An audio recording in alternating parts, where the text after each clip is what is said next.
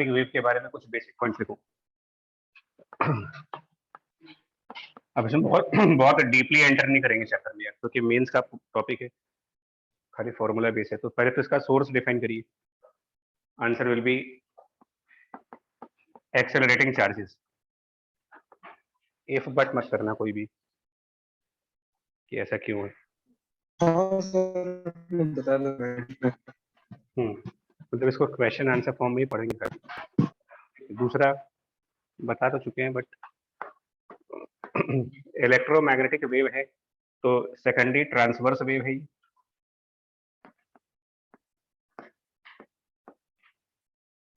तीसरा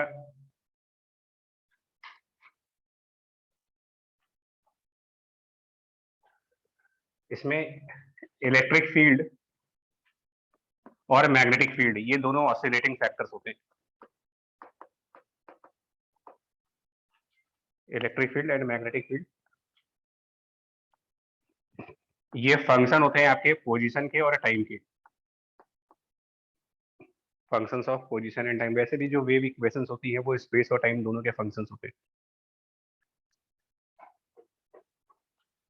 transverse wave का मतलब आपको याद होना चाहिए कि ट्रांसवर्स वेव मतलब कि वेव के प्रोपोगेट करने की डायरेक्शन और ऑसिलेट करने की जो डायरेक्शंस होती हैं। परपेंडिकुलर। यहाँ पर ऑसिलेटिंग क्वांटिटी कौन सी है? Oscillating physical quantity electric field है और ऑसिलेटिंग फिजिकल क्वांटिटी ये दोनों ऑसिलेट करते हैं। तो electric field E oscillates perpendicular to the wave. Magnetic field B also oscillates perpendicular to the wave of propagation. अब ये क्वेश्चन आंसर के लिए इंपॉर्टेंट स्टेप। अभी क्वेश्चन करोगे तो समझ में आ जाएगा क्यों इंपॉर्टेंट है।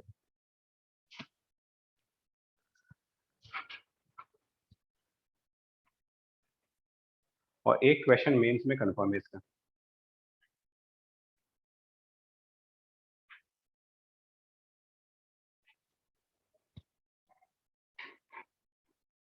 ठीक है, दोनों ही ऑसिलेट करेंगे। इलेक्ट्रिक फील्ड एक ऑसिलेटिंग फंक्शन है, मैग्नेटिक फील्ड भी ऑसिलेटिंग फंक्शन है। दोनों के ऑसिलेशन वेव के परपेंडिकुलर है। साथ में E और B आपस में भी परपेंडिकुलर है। Electric and magnetic field are mutually perpendicular.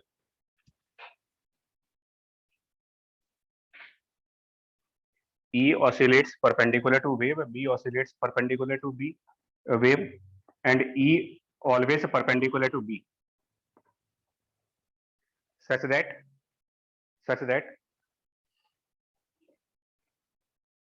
at any moment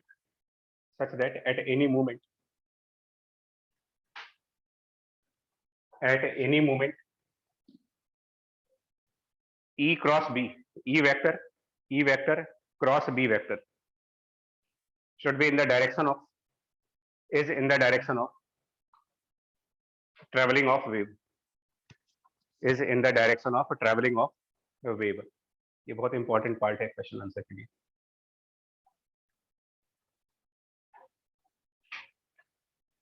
मतलब इलेक्ट्रिक फील्ड के ऑसिलेट करने की लाइन, मैग्नेटिक फील्ड के ऑसिलेट करने की लाइन और वेव के प्रोपोगेट करने की लाइन, ये तीनों आपस में परपेंडिकुलर है। ऑर्थोगोनल सिस्टम बनेगा, mutually perpendicular.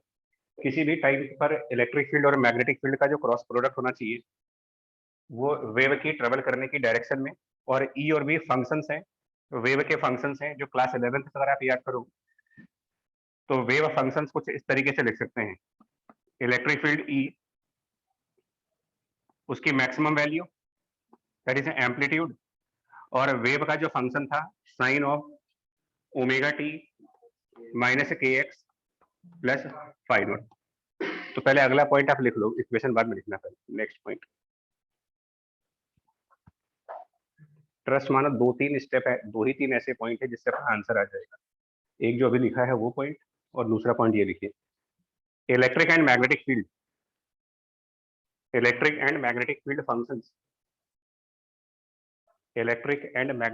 functions are wave functions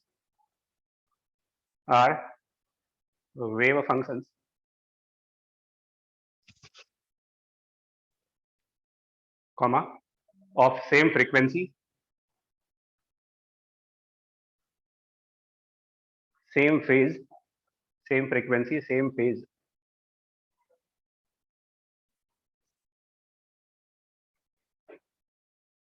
and coupled to each other, and coupled to each other.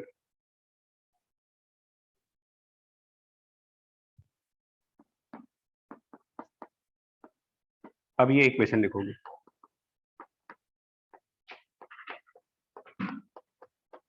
मतलब दोनों के फंक्शंस बिल्कुल एक दूसरे के सिमिलर बनेंगे, सेम फंक्शन, जो फंक्शन यहाँ है वही फंक्शन यहाँ भी, बस इतना सा फर्क है कि यहाँ पर इलेक्ट्रिक फील्ड का टर्म आएगा और यहाँ पर ये उसका मतलब हुआ, सेम फ्रीक्वेंसी और सेम फेज, उस लाइन का मतलब है।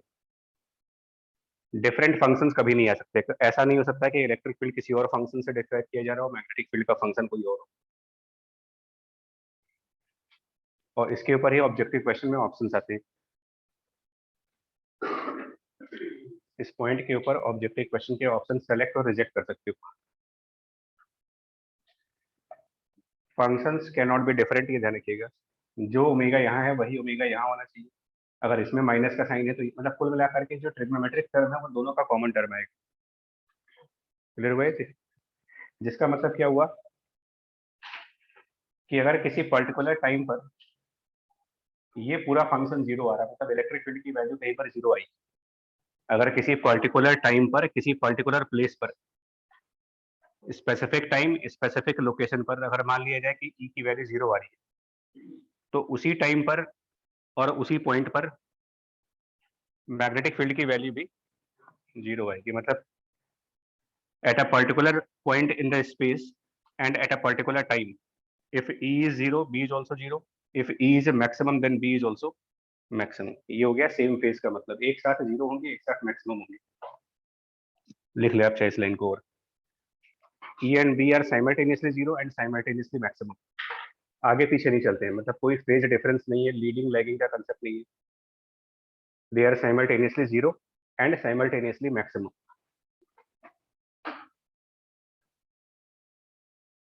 इनफैक्ट अगर इलेक्ट्रिक फील्ड अपनी पॉजिटिव मैक्सिमम वैल्यू को टच कर रही होगी तो मैग्नेटिक फील्ड भी अपने पॉजिटिव मैक्सिमम वैल्यू को ही टच करेगी। और कोई बड़ी बात नहीं, बिकॉज जब फंक्शन सेम है तो बिहेवियर भी सेम आना चाहिए।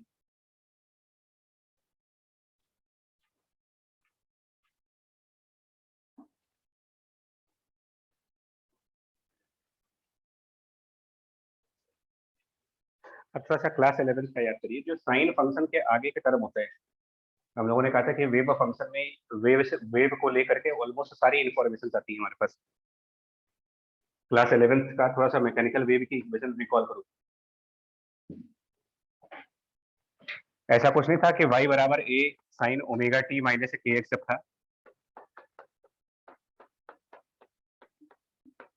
तो ये तो आपका एम्पलीट्यूड की बात हो गई। रिकॉल करते हैं इसको, चाहे लिखना चाहे ना लिखिएगा। ये माइनस साइन आपको ये बताता था, डायरेक्शन ऑफ प्रोपगेशन होती है। और ये जो यहाँ पर टर्म x है ये क्या बताता था? कौन सी एक्सिस में जा रहा है? Wave moving on the x, wave x axis पे चल रही है, पार्टिकल्स एक्स एक्सिस पर नहीं होंगे। देखो ट्रांसवर्स वेव होगा तो पार्टिकल वाई एक्सिस पे होंगे। वेव की ट्रेवल करने की डायरेक्शन यहाँ पे आती है। माइनस साइन कहता है कि एक्स एक्सिस की पॉजिटिव साइड पे जा रहा है, पॉजिटिव साइड पे जा रहा है। याद आया? हाँ, ओमेगा में फ्रीक्वेंसी का इंफॉर्मेशन होता है, के में वेवलेंथ की इंफॉर्मेशन होती है 2 पाई बाय लैम्डा, ये इनिशियल फेज की इंफॉर्मेशन। तो मतलब कुल मिला के सारी इंफॉर्मेशन है, मतलब एक इक्वेशन से ये मालूम चल सकता है कि फ्रीक्वेंसी कितनी होगी, वेवलेंथ कितनी होगी, इनिशियल फेज कितना होगा। और ये पूरा टर्म अगर आप क्लास 11 के नोट्स को दोबारा देखोगे, फेज ऑफ द वेव कहलाया था। अगर यहाँ एक्स है मतलब वेव एक्स एक्सिस पे चल रही, माइनस साइन है तो पॉजिटिव एक्स एक्सिस पे चल रहे हैं, और प्लस साइन होता तो अब इस पूरी इक्वेशन में अंदर एक्स का टर्म आ रहा है, मतलब ये कौन से वेव की इक्वेशन लिखी गई है? राइट, तो for wave along positive x direction, उसके लिए ये इक्वेशन होगी। अगर कोई वेव वाई एक्सिस पे ट्रेवल कर रही होगी, अगर हम वेव इक्वेशन लिखना चाहते हैं तो ऐसी वेव की जिसकी ट्रेवल करने की डायरेक्शन पॉजिटिव आई है, तो यहाँ माइनस और के साथ वाई। अगर कोई वेव जेड एक्सिस पे चल रही है, मान लिया नेगेटिव जेड एक्सिस पे जा रही कोई वेव, प्लस यहाँ हो जेड जाएगा और यहाँ जेड हो पर जेड जाएगा। का टर्म, और यही सारे ऑप्शंस मतलब ऑब्जेक्टिव क्वेश्चन में इन्हीं के ऊपर ऑप्शन फ्रेम होंगे। मतलब अगर कोई बच्चा खाली स्टूडेंट ये सब ध्यान दे दे, अपने ऑप्शन में इन चीजों का ध्यान दे दो आप, तो सॉल्व ही नहीं करना होता, वैसे ही ऑप्शन आ जाते हैं। प्लस मतलब साइन फंक्शन के आगे जो डायमेंशन है यहाँ पर एक्स या फिर ये एक्स, कभी कभी ऐसा भी होता है, कभी कभी इक्वेशन में क्या कर देते हैं वो लोग, ये माइनस के एक्स और साथ में यहाँ पर माइनस के वाई भी कर दिया और प्लस फाइव नोट कर दिया। तो इसका मतलब आप माइनस के कॉमन ले लीजिए, माइनस के कॉमन ले लेंगे तो क्या बचेगा, एक्स प्लस वाई। अब एक्स प्लस वाई को जीरो करेंगे तो Y equal to minus X बनेगा। तो ये वेव हो गई travelling on a line which is Y equal to minus X. कभी कभी हो सकता है कि K X plus minus three Y कर दे, तो आपको करना क्या है कि माइनस के कॉमन ले लीजिए और जो टर्म बचा इक्वेशन ऑफ स्ट्रेट लाइन, तो जिस स्ट्रेट लाइन की वो इक्वेशन है वही स्ट्रेट लाइन है जिसके अलोंग वेव ट्रैवल कर रही होगी। समझ गए इसको? तो ये अभी क्वेश्चन में इसको भी देखेंगे। बट अब ये इंपॉर्टेंट पार्ट है कि अंदर आपको वेव की ट्रेवल करने की डायरेक्शन की इंफॉर्मेशन है, इनसाइड में वेव के ट्रेवल करने की डायरेक्शन की इंफॉर्मेशन है, और आउटसाइड में क्या करते हैं ये वेक्टर्स हैं सारे। तो यहां पर हम कुछ यूनिट वेक्टर डालेंगे और वो यूनिट वेक्टर आपको बताएंगे कि इलेक्ट्रिक फील्ड कौन से डायरेक्शन पे ऑसिलेट कर रही है। लेकिन बाहर जो भी यूनिट वेक्टर्स होंगे, ये पॉइंट सुनो यार, ये वो सारे वो पॉइंट है ना जहां से ऑब्जेक्टिव क्वेश्चन होंगे। आउटसाइड पे जो यूनिट वेक्टर होना चाहिए वो अंदर वाली डायमेंशन के परपेंडिकुलर होना चाहिए। मतलब अगर ये एक्स डायमेंशन है, क्योंकि वेव ट्रांसवर्स है ये, तो अगर वेव एक्स डायमेंशन में चल रही है तो एक्स एक्सिस के परपेंडिकुलर डायरेक्शन का कोई यूनिट वेक्टर आएगा यहाँ पर, तो वो जे कैप हो सकता है, के कैप हो सकता है, और जे और के का कोई भी कॉम्बिनेशन हो सकता है, बिकॉज वाईजेड प्लेन का कोई भी यूनिट वेक्टर। तो फिलहाल हम सिंप्लिसिटी के लिए जे कैप लिख रहे हैं, बट यहाँ पर जे कैप प्लस कुछ के कैप भी डाल सकते हो, हम ऐसे भी लिख सकते हैं। रूल ये है, outside unit vector has to be perpendicular to inside dimension. जो साइन फंक्शन के अंदर डायमेंशन है उसके परपेंडिकुलर बाहर यूनिट वेक्टर चाहिए आप, ये ट्रांसवर्स नेचर को बताएगा। तो ऑप्शंस कुछ ऐसे होते हैं कि कौन सी इक्वेशन सही है कौन सी गलत है। तो कुछ ऑप्शंस में क्या होता है कि बाहर का यूनिट वेक्टर जो होता है वो अंदर वाले डायमेंशन के परपेंडिकुलर नहीं आता, तो ऐसी इक्वेशन पॉसिबल नहीं है। मतलब वो इलेक्ट्रोमैग्नेटिक वेव नहीं हो सकती, कोई और दुनिया में वेव होगी।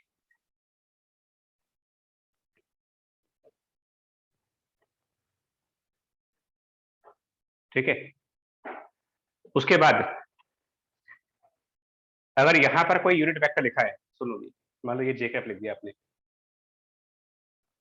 तो यहाँ पर कौन सा यूनिट वेक्टर आना चाहिए? इसके लिए वो पॉइंट है कि ई और बी का क्रॉस प्रोडक्ट अंदर वाली डायमेंशन आनी चाहिए। अंदर की डायमेंशन पॉजिटिव एक्स एक्सिस है। तो अब बताइए यहाँ पर कौन सा यूनिट वेक्टर लगाएं जिससे ई और बी का क्रॉस प्रोडक्ट अंदर वाली डायमेंशन का यूनिट वेक्टर बने। ठीक है, ठीक है। क्या यहाँ पर मैं माइनस के कैप लिख दूं, चलेगा? नहीं चलेगा। No sir. It should be plus K cap, और ये भी इस तरीके के ऑप्शंस वेरिएशन सब। बाहर के दोनों यूनिट वेक्टर्स का क्रॉस प्रोडक्ट अंदर की जो डायमेंशन है उसका यूनिट वेक्टर होना चाहिए, और बाहर के दोनों यूनिट वेक्टर अंदर वाले डायमेंशन के परपेंडिकुलर होने चाहिए। आई बात समझे? याद रहेगा, ये सबसे मोस्ट इंपॉर्टेंट पार्ट है जिसमें हमें ट्रस्ट मानो कैलकुलेशन भी नहीं करनी होगी। मेंस वाले इतने समझदार नहीं है कि इतना डीपली घुस करके ऑप्शन बनाए उन्होंने।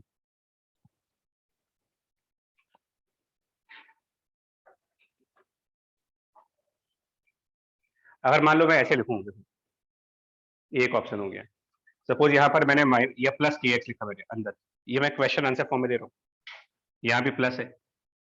आउटसाइड पर मैंने कर दिया जे माइनस टू वाई आउटसाइड में। अब बताइए यहाँ पर कौन सा यूनिट वेक्टर लिखना चाहोगे? बाहर जे कैप माइनस 2 वाई कैप लिख दिया, यहाँ पर कौन सा यूनिट वेक्टर लिखे, सॉरी के कैप, जे माइनस 2 के, जे माइनस 2 के लिख दिया आपने। तो हमारी सारी बातें फुलफिल हो रही है कि नहीं हो रही है? बाहर का जो यूनिट वेक्टर है वो अंदर वाले डायमेंशन के परपेंडिकुलर है, बिल्कुल है, अंदर एक्स डायमेंशन, और ये वाई जेड प्लेन का वेक्टर है, तो पहली कंडीशन फुलफिल हो गई। अब यहाँ पर जो डायमेंशन चाहिए, यहाँ पर जो वेक्टर चाहिए आपको, वो इस जे माइनस 2 के परपेंडिकुलर डायरेक्शन में चाहिए। जे माइनस 2 के परपेंडिकुलरली एक और वेक्टर लाओ यहाँ पर, और उनका cross product I cap direction में जाना चाहिए, माइनस आई कैप डायरेक्शन में। तो देखो बता देते हैं ना, अगर हम इसको वाई जेड प्लेन मान ले अपने इस बोर्ड को, कि ये वाई एक्सिस है, ये जेड एक्सिस है, तो पॉजिटिव एक्स एक्सिस किधर होगा? इसमें राइट हैंड रूल लगाइए, कोऑर्डिनेट सिस्टम का राइट हैंड रूल। अगर हम हमसे इसको वाई जेड मान रहे हैं, तो positive x axis inside board है या फिर आउटसाइड बोर्ड है, ये ध्यान रखना होगा। Inside board is the positive x axis, outside board, और इनसाइड आउटसाइड के लिए वही सिंबल लगा जो मैग्नेटिज्म में लगाते हैं, क्रॉस एंड डॉट। कुछ लोग हड़बड़ी में क्या करते हैं, कोऑर्डिनेट सिस्टम भी गलत बना देते हैं, वो राइट हैंड रूल भूल जाते हैं। ठीक है जी। तो हम लोगों ने, हमारी वेव कौन सी डायरेक्शन में चल रही है? यहाँ पर जो इक्वेशन लिखी गई है, ये एज ए क्वेश्चन अंदर प्लस एक्स लिखा है मैंने, तो वेव कौन सी डायरेक्शन में जा रही है? नेगेटिव माइनस साइन, मतलब डॉट। सो वेव की डायरेक्शन है डॉट, मतलब ये ऐसे बोर्ड के बाहर के साइड पे आ रही है। जे माइनस 2 के यहाँ पर कौन सी डायरेक्शन में दिखा सकते हैं? जे माइनस 2 के, तो जे माइनस 2 के मतलब ये जे और माइनस 2 के, ये कुछ इधर की तरफ आएगा, ऐसा कुछ वेक्टर आएगा। इसी के परपेंडिकुलर वेक्टर चाहिए आपको, तो इसके परपेंडिकुलर एक्चुअल में दो वेक्टर्स बन सकते हैं। इस जे माइनस 2 के परपेंडिकुलर एक वेक्टर ये, जिसको मैं ऑप्शन 1 लिख रहा हूं, और एक परपेंडिकुलर ये ऑप्शन 2। अब इनमें से किसका क्रॉस प्रोडक्ट बाहर के साइड आएगा? क्योंकि ई क्रॉस बी वेव के ट्रेवल करने की डायरेक्शन हो, तो अगर ये वाला ऑप्शन चूज करते हो आप, ये वाला ऑप्शन मान लीजिए, ये ई का डायरेक्शन है, ये बी का डायरेक्शन हो गया, ई क्रॉस बी, इस वेक्टर का क्रॉस प्रोडक्ट इस वाले वेक्टर से लेगा, डायरेक्शन कहाँ जाएगी? तो वो वेव की डायरेक्शन तो आनी थी, तो सही डायरेक्शन कौन सी हुई फिर? यानी अपना कोई ऐसा ऑप्शन सही होना चाहिए, कोई ऐसा ऑप्शन सही आएगा जिसमें जे कैप का कोफिशिएंट माइनस आएगा, समझ पा रहे इसको, और के कैप भी माइनस आएगा, दोनों माइनस आने चाहिए। तो अब एक अंदाजा लगा सकते हो कि माइनस में दोनों चाहिए आपको,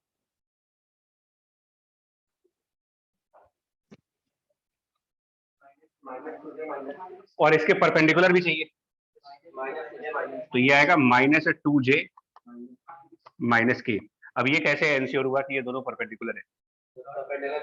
इन दोनों का डॉट प्रोडक्ट 0 आ रहा है, इन दोनों का डॉट प्रोडक्ट 0 आ रहा है, और आपको कोई सब्जेक्टिव पेपर नहीं देना देना, ऑब्जेक्टिव पेपर है, ये सब ऑप्शंस देखोगे एलिमिनेट हो जाते हैं ऑप्शन।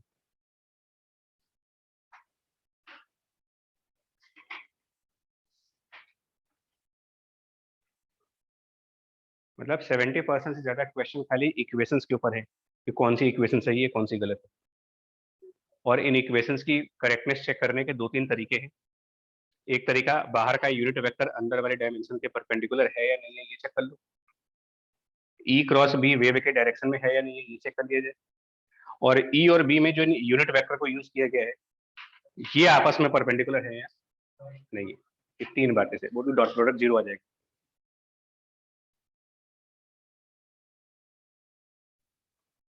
और प्लस फंक्शन, जो फंक्शन इलेक्ट्रिक फील्ड के इक्वेशन में है वही फंक्शन का आना चाहिए। मतलब ऐसा नहीं हो सकता कि यहाँ साइन हो रहा और यहाँ पर वो नहीं हो सकता। हाँ, हो सकता है अगर यहाँ साइन यहाँ कॉस है, तो हो सकता है कॉस के साथ अंदर कुछ π/2 का टर्म हो, मतलब ट्रिग्नोमेट्रिकली हम इसको कॉस में कन्वर्ट कर सकते हैं, वो एक अलग बात हो गई। फ्रीक्वेंसी का डिफरेंस नहीं आ सकता, के का डिफरेंस नहीं आ सकता, ये भी नहीं हो सकता कि ये प्लस और ये माइनस हो, राइट। आगे देखो, अब कुछ और प्रॉपर्टीज इसकी, other properties of EM wave.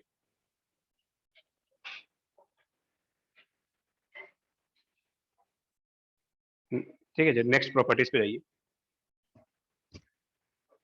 अब ये जो अगली प्रॉपर्टीज है इनके डेरिवेशन सब फैराडेज लॉ, फैराडेज लॉ और मैक्सवेल लॉ, गॉस लॉ, सारे जितने भी लॉ इलेक्ट्रोमैग्नेटिज्म के वो सब लगाए गए हैं, चारों लॉ, एम्पियर लॉ, चारों लॉज मिल करके इस इक्वेशन पे आते हैं। तो डेरिवेशन पार्ट इसीलिए स्किप कर दिया जाता है। नेक्स्ट प्रॉपर्टी का पहला नंबर, ई और बी का ratio, E by B, next ratio, हाँ ये फिक्स वैल्यू है, ये स्पीड ऑफ लाइट है, E by B equal to the speed of light in the vacuum, fixed value है ये, ई बाई बी। नहीं, सी तब होगा जब फ्री स्पेस में चल रहे हैं, अगर हम मीडियम में जाएंगे तो यहाँ पर अपॉन रिफ्रैक्टिव इंडेक्स लिया जाएगा। ये तो हम मान के चल रहे हैं कि wave travelling in vacuum, water में चल रहे हैं, ग्लास में चल रहे हैं, तो हम तब यही स्पीड थोड़ी लगाएंगे। तो कुल मिलाकर के ये है कि इलेक्ट्रिक फील्ड और मैग्नेटिक फील्ड का रेशियो किसी भी पॉइंट पर और किसी भी टाइम पर स्पीड ऑफ लाइट रहेगा, और ये रेशियो इनके इंस्टेंटेनियस वैल्यू का भी होगा और यही रेशियो इनके मैक्सिमम वैल्यू का भी होगा, और वो ऑब्वियसली है बिकॉज फंक्शन तो सेम है ना, वो E by B same as E max by B max, because ये कॉमन फैक्टर है, कैंसिल आउट कर जाएगा। मतलब अगर आपको इलेक्ट्रिक फील्ड की वैल्यू पता है तो मैग्नेटिक फील्ड की वैल्यू निकाल सकते हैं, मैग्नेटिक फील्ड की वैल्यू पता होगी तो इलेक्ट्रिक फील्ड प्रोवाइडेड स्पीड पता हो। और ये जो सी है, मतलब स्पीड की अगर हम बात करें तो ये वैसे तो 3 × 10⁸ है, बट हमारे लिए ये डिफाइंड है 1/√ऑफ म्यू नॉट।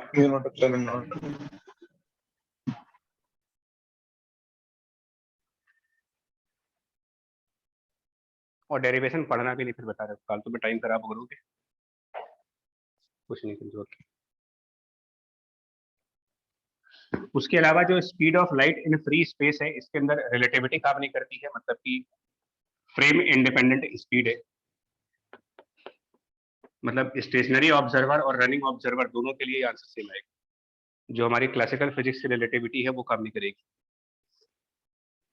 मतलब रिलेटिव वेलोसिटी वाला कंसेप्ट कि velocity of car with respect to cycle निकालने के लिए कार की वेलोसिटी में से साइकिल की वेलोसिटी माइनस कर दें, मतलब ये नहीं कर सकते कि लाइट जो है वो चल रही है 3 × 10⁸ मीटर पर सेकंड से फ्री स्पेस में, और हम लोग इसकी तरफ आ रहे हो,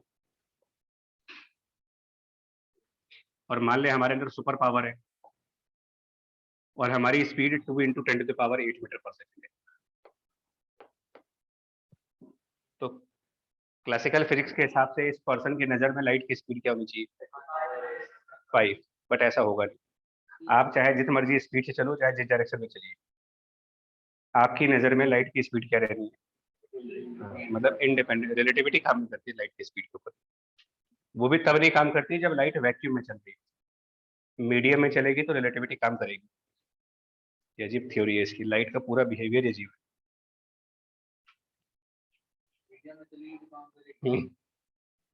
किसी मीडियम में लाइट प्रोपोगेट हो रही है तो ऑब्जर्वर की वेलोसिटी पे डिपेंडेंट होती है रिलेटिव वेलोसिटी, और अगर फ्री स्पेस में चल रहे हैं तो ऑब्जर्वर चले ना चले ये फिक्स वैल्यू है, इसमें रिलेटिविटी नहीं है। समझ जाने क्या थ्योरी है इसकी।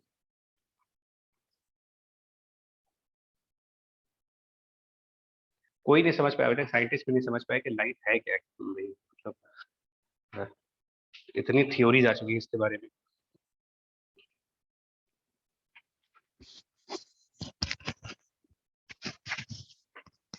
और यूएस में बहुत सारी यूनिवर्सिटीज में स्टूडेंट्स जो है ना इसके ऊपर वर्क कर रहे हैं अभी, और कईयों ने आइंस्टाइन को गलत प्रूफ कर दिया अभी तक, मतलब कुछ शायद 1 आध साल में वो थ्योरी आने वाली है कि आइंस्टाइन की कुछ बातें गलत थी, मतलब फुल बेइज्जती होने वाली उनकी अब 100 साल बाद करीब।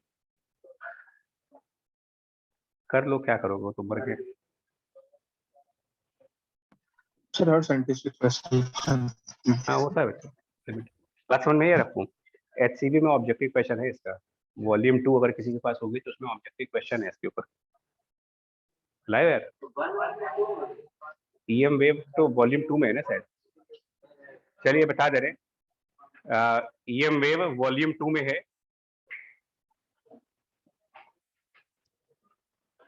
ठीक है, बता देंगे अभी, रुक जाओ। देखो EM वेव के ऑब्जेक्टिव क्वेश्चंस में है, बस आप इसका ध्यान रखना है कि वैक्यूम के अंदर रिलेटिविटी काम नहीं करती है और मीडियम्स में रिलेटिविटी काम करती है, बट वो वाली रिलेटिविटी नहीं होगी। वो रिलेटिविटी नहीं जो हम लोगों ने पढ़ी हुई है कि मान लो ये सब कुछ अगर मान लिया जाए कि ग्लास के अंदर हो रहा है, तो पहली बात तो ग्लास के अंदर लाइट 3 की स्पीड पर नहीं चलेगी, तो ग्लास का रिफ्रैक्टिव इंडेक्स 1.5 है, तो पहली बात तो ये ग्लास में हो जाएगी 2। दूसरी बात, प्रैक्टिकली दुनिया में कोई भी पर्सन इस स्पीड पर नहीं चलेगा, और मान भी ले चलिए मान लेते हैं कि इस स्पीड पे चल भी रहे होगा, तो भी आप क्लासिकल रिलेटिविटी नहीं लगाओगे कि 2 + 2 4 हो जाएगा। हाँ, वो अलग थ्योरी है, मतलब यहाँ पर लाइट की स्पीड पर्सन की स्पीड पर डिपेंडेंट है, बट वो क्लासिकल फिजिक्स नहीं कि v1 + v2, वो आपकी अलग टॉपिक ही है, कॉल्ड है स्पेशल रिलेटिविटी, वो हमारे सिलेबस का पार्ट ही नहीं है। अच्छा है, नहीं है, नहीं और होता भी तो कौन सा पढ़ते, छोड़ ही देते इसको भी, जैसे डिफ्रैक्शन छोड़ा है ऐसे इसको भी छोड़ देगी, बहुत सारे चैप्टर छोड़ रखे हैं। अगला पॉइंट, नेक्स्ट पॉइंट, ये काफी इंपॉर्टेंट पार्ट है। अगला तीसरा point, intensity of EM wave.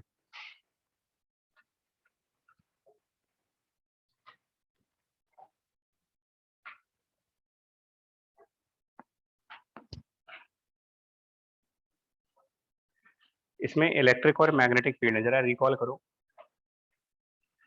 Half, हम सब कुछ फ्री स्पेस की बात कर रहे हैं, हाफ एप्सिलॉन और E²।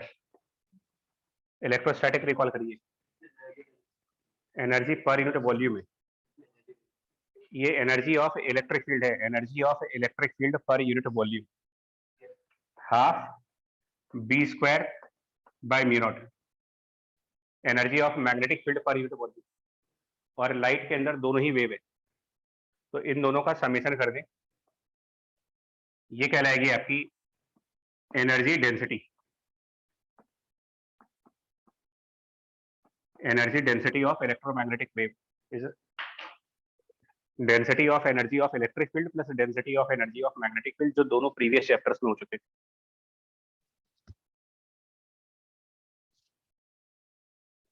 इलेक्ट्रोमैग्नेटिक वेव की energy density half epsilon E² plus half B² by μ0।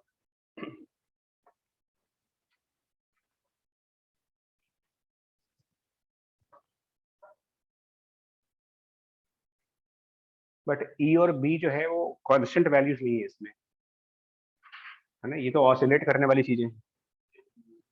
तो E² जब लिखोगे अगले स्टेप पर, नेक्स्ट स्टेप पर जब E² की वैल्यू रखेंगे, तो ये कुछ ऐसा नहीं आएगा हाफ एप्सिलॉन E मैक्स का स्क्वायर, और आगे आएगा टर्म sin² वाला। ऑल्टरनेटिंग करंट्स में आपको बता चुके हैं कि sin² थीटा और cos² थीटा इसकी जो एवरेज वैल्यूज आती है, हाँ 1/2। अगर हम एवरेज डेंसिटी निकालें, एवरेज एनर्जी डेंसिटी,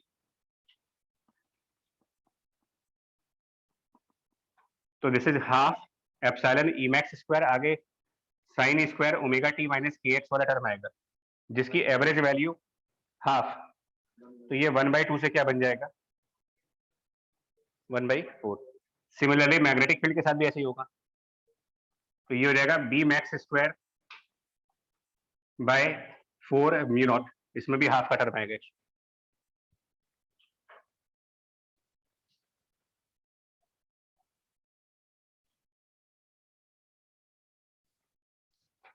ये ऊपर वाली जो लिखी है वो इंस्टेंटेनियस लिखी हुई है और ये एवरेज। अब ये रिलेशन लगाओ, ई मैक्स बाई बी मैक्स सी है और सी की वैल्यू इतनी है। इन दोनों को अगर आपस में कनेक्ट कर दो,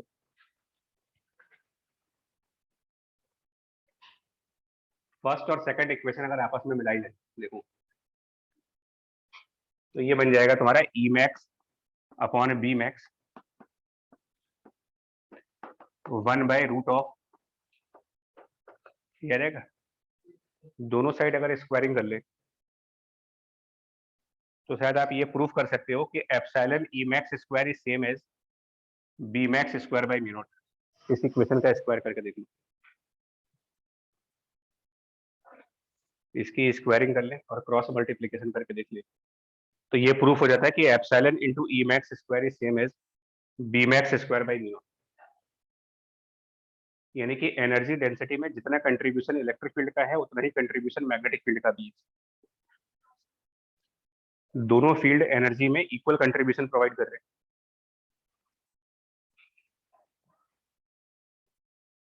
तो इसको हम ये भी कह सकते हैं ना, अगर ये दोनों बराबर हैं तो इसको आप लिख सकते हो इट इज हाफ एप्सिलॉन और ई मैक्स स्क्वायर,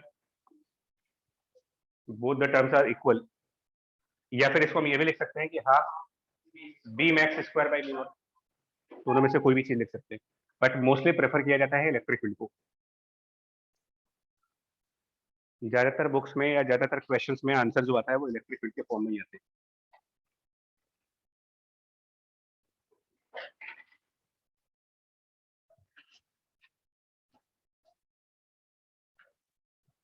लिखा है इसको? Yes, sir. ये एवरेज एनर्जी डेंसिटी है, which means energy per unit volume, half epsilon E max square. और नेक्स्ट पार्ट पे हो। अच्छा, अगर मीडियम आएगा तो उसमें आपने आप करेक्शन ये कर लेना, इसमें वो कैपिटल के यानी कि डाइलेक्ट्रिक कांस्टेंट लगा दीजिएगा। अगर इन केस मीडियम के अंदर वेव प्रोपगेट होगी तो यहाँ epsilon multiplied by capital K dielectric constant वो ऐड कर लो चाहे तो आप। ये average energy density free space में है, और एवरेज एनर्जी डेंसिटी अगर हम मीडियम के अंदर जाएंगे half capital K dielectric constant into epsilon into E max square.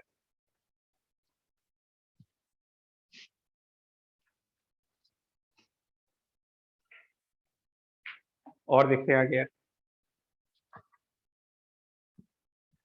अगर हम बात करें कोई वन डायमेंशनल वेव की, देखिए अगर ऐसा मान लिया कि कोई इलेक्ट्रोमैग्नेटिक वेव वन डायमेंशन में ट्रेवल कर रही है और जिस एरिया से वो ट्रेवल कर रही है, wave travelling through some area capital A मान लेते हैं, लिखिएगा साथ में। assume that a wave is traveling through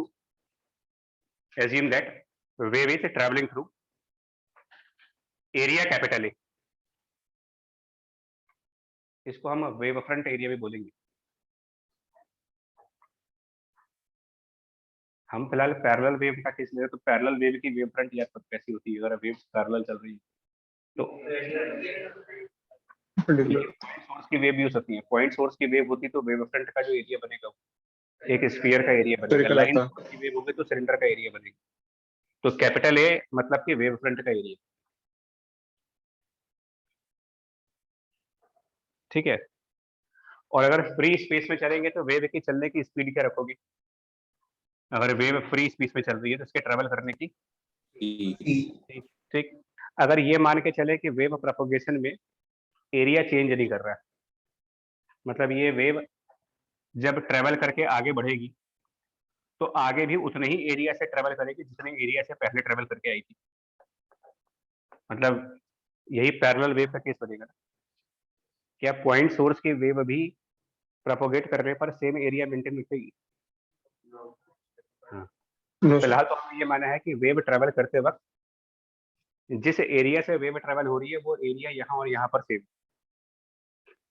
तो किसी डेल्टा टी टाइम के अंदर वो वेव कितनी लेंथ कवर करेगी? अगर डेल्टा टी सेकंड्स के लिए वेव प्रोपोगेट हो तो कितना वॉल्यूम कवर करेगी? ए सी डेल्टा टी, ये वॉल्यूम कह सकते हैं। इतना वॉल्यूम एक वेव प्रोपोगेट करेगी डेल्टा टी टाइम में, और अगर इसको एनर्जी डेंसिटी से मल्टीप्लाई कर दें, क्या ये एनर्जी ऑफ प्रोपोगेशन नहीं आ गया कि इतनी एनर्जी डेल्टा टी टाइम में प्रोपोगेट कर जाएगी? एनर्जी ट्रेवलिंग और energy propagated in the time of delta T.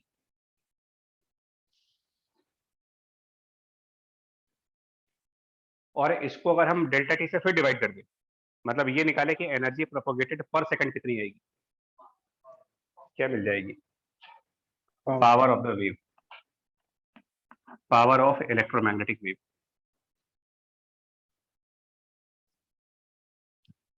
Energy travelling per second is called as power. कितना बन जाएगा ये? अगर पावर का रिजल्ट देखें तो ये बन गया half epsilon E max square area into सी। इन सब के पर क्वेश्चन आता है, और ट्रस्ट मानिए एग्जाम टाइम पे ये छोटे छोटे फॉर्मूले याद नहीं रहते। जितना मर्जी लिस्ट बना लो, जितना मर्जी छोटे छोटे नोट्स बना लो, याद आएगा नहीं। उसका प्रैक्टिकल रीजन जान तो क्या है कि इनके क्वेश्चंस की प्रैक्टिस पूरे 2 साल में मुश्किल से 1-2 बार होती है। भाई हाफ आई ओमेगा स्क्वायर जिंदगी भर याद रहेगा तुम्हें, पापा बन जाओगे तब भी याद रहेगा। हाफ आई ओमेगा स्क्वायर कभी पढ़ा था हमने, तब ये नहीं याद आएगा। लेकिन कभी अपने बड़ों से की बात सुनो ना, कभी पेरेंट्स जब समझाते हो, खासतौर पर वो पेरेंट्स जिन्होंने साइंस ली हो, तो जब आपको वो समझाते होंगे तो वो जो एग्जाम्पल देते होंगे कि साइंस कैसे पढ़नी चाहिए, बड़े बड़े अजीब से एग्जाम्पल बताते हैं। F equal to M A, momentum बराबर एम वी, मतलब वो ऐसे ऐसे फॉर्मूले लेकर के एग्जाम्पल देते हैं जैसे लगता है कि वो बहुत बड़े फॉर्मूले हैं और ये उन्होंने याद किया था तो कोई बहुत बड़ा काम कर दिया था अपने टाइम पर। किसी से भी सुनो ना, कोई साइंस पढ़ने का तरीका पूछो, अभी यूट्यूब पर सर्च कर लो फिजिक्स कैसे पढ़ी जाए, बहुत ज्ञानी लोग बैठे हैं, एक से एक सजेशंस आते हैं। और किस एग्जाम्पल को लेकर समझाते हैं वो लोग? तुमने कभी यूट्यूब के सर्च में पढ़ा है किसी को कि हाउ टू लर्न फिजिक्स, और उसमें उसने इलेक्ट्रोमैग्नेटिक वेव की डेरिवेशन को लेकर समझाया हो कि भैया देखो ऐसे पढ़ी जाती फिजिक्स? छोड़ देगा नहीं। पॉइंट मेरा क्या है, सुनिए, पॉइंट मेरा क्या है, ये गलती ना करो। आप फॉर्मूला याद करने की जरूरत नहीं है, जो डेरिवेशन समझाई जा रही है इस डेरिवेशन को दिमाग में बिठाइए, ऑन द स्पॉट अपने आप आएगी। अगर आप ये सोच रहे हो कि नहीं मैं बहुत ब्रिलियंट हूँ और मुझे याद रहेगा, तो चलिए एग्जाम आने दीजिए, देख लेंगे कितना याद रहता है ये। ठीक है, पावर निकल गई। पावर को फर्दर एरिया से डिवाइड करो, इंटेंसिटी ऑफ वेव आ गई। Power divided by area, intensity of the wave. Intensity which is power, मतलब energy travelling per second per unit area, intensity.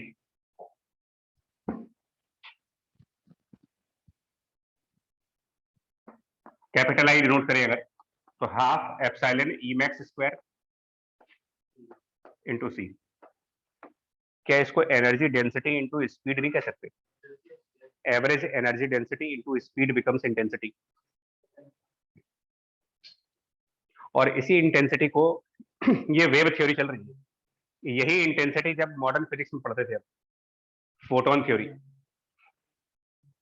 तब भी इंटेंसिटी पढ़ी थी, लेकिन तब इस इंटेंसिटी को कुछ और लिखा था।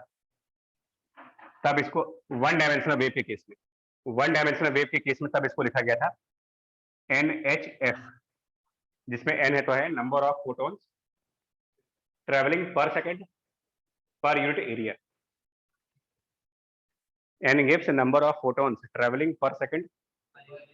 तो ये पार्टिकल थ्योरी के हिसाब से है और ये वेव थ्योरी के हिसाब से, और इसी को लेकर के फोटो इलेक्ट्रिक इफेक्ट में डिबेट हुई थी।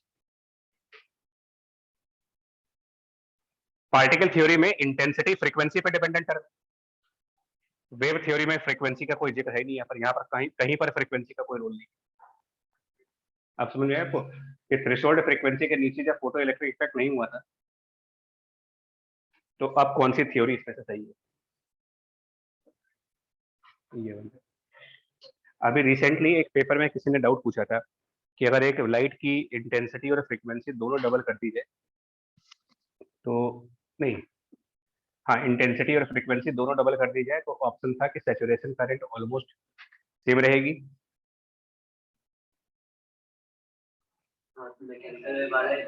और एक और ऑप्शन, उसमें एक और स्टेटमेंट था, नहीं, एक तो सैचुरेशन करंट का था और एक शायद स्टॉपिंग पोटेंशियल था कि स्टॉपिंग पोटेंशियल। हाँ, पेपर वाले ही कह रहा हूँ। तो देखिए, फोटो इलेक्ट्रिक इफेक्ट में अगर आप इंटेंसिटी बढ़ा रहे हो, फोटो इलेक्ट्रिक इफेक्ट में अगर आप इंटेंसिटी भी बढ़ा रहे हो और फ्रीक्वेंसी भी बढ़ा रहे हो तो आप एन को कांस्टेंट रख रहे हो ना, इसका मतलब अगर हम आई डबल कर रहे हैं और एफ भी डबल कर रहे हैं, फ्रीक्वेंसी भी डबल कर रहे हैं और इंटेंसिटी भी डबल कर रहे हैं, तो क्या लग रहा है कि एन सेम नहीं हो गया आपका, मतलब नंबर ऑफ फोटोन सेम जा रहे हैं, और इसीलिए उस क्वेश्चन का आंसर ये था कि सैचुरेशन करंट कांस्टेंट रहेगी, कांस्टेंट जाएगी। ये पार्टिकल थ्योरी है, बट वेव थ्योरी के अंदर अगर आप इंटेंसिटी को डबल कर रहे हो तो इसका मतलब क्या किया होगा? तो वेव थ्योरी में इंटेंसिटी डबल करने का मतलब कौन सा फैक्टर चेंज किया गया? यहाँ पर इंटेंसिटी का सीधा connection amplitude of the wave से, तो डबलिंग इंटेंसिटी मतलब एम्पलीट्यूड को √2 टाइम्स बढ़ाया होगा, और इसीलिए वाईडीएसी के एक्सपेरिमेंट पे जब हम एक स्लिट को डबल विड्थ का बना देते हैं तो हम कहते हैं कि जो डबल विड्थ की स्लिट होगी उसमें से लाइट की इंटेंसिटी डबल जाएगी, और इसीलिए वहां से निकलने वाली वेव का एम्पलीट्यूड √2 टाइम्स।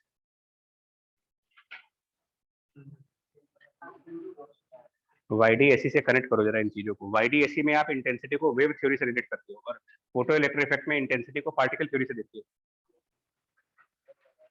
वाईडीएसी याद करिए, वाईडीएसी में ये नहीं कहा गया था कि अगर हम, देखो हम लोगों ने क्या कहा था कि अगर हम दोनों स्लिट्स सेम साइज के लिए, सुनिए भैया, आप नोट्स पहले बने हुए, सिमिलर साइज की स्लिट्स, तो दोनों से अमाउंट ऑफ लाइट बराबर सेम आएगी। इंटेंसिटी का फिजिकल मतलब क्या है? Energy coming per unit time per unit area.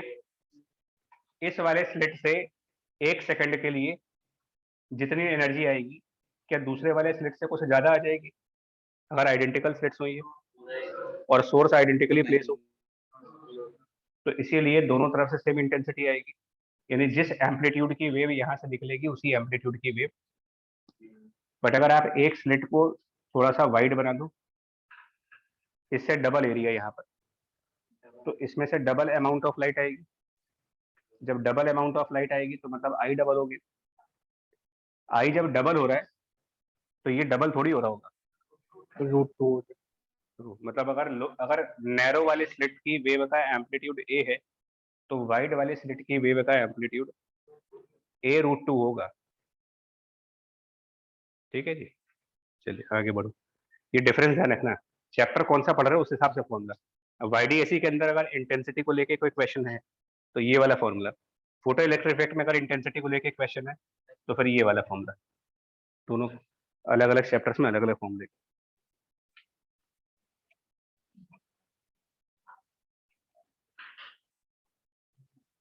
ठीक है, ओके।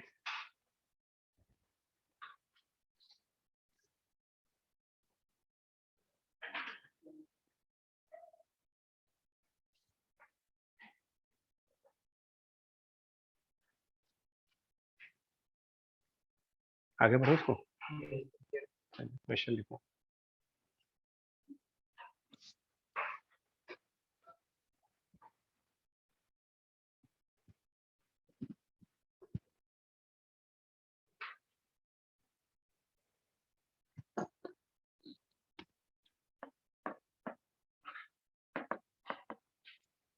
क्वेश्चन इसमें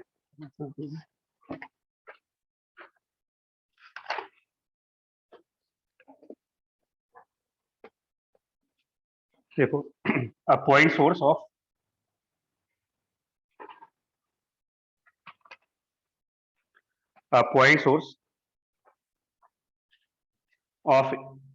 EM wave, obviously EM wave का चैप्टर चल रहा है, उसी का सोर्स होगा। A point source of EM wave has average power output, has the average power output 800 watt, average power output of 800 what,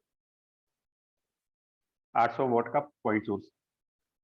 calculate the maximum values of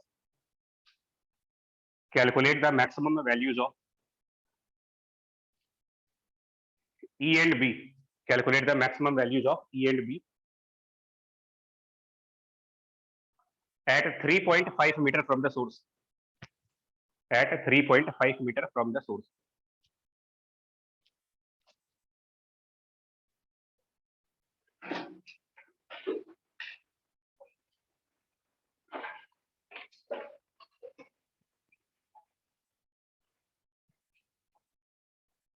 थोड़ा seriously देखो इस क्वेश्चन।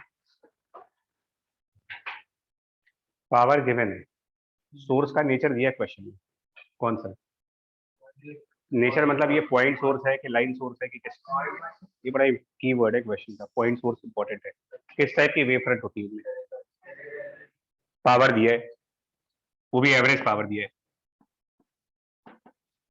इंटेंसिटी फंडामेंटल डेफिनेशन में, मतलब mathematical formula नहीं कह रहे, mathematical formula नहीं, definition, average power by area.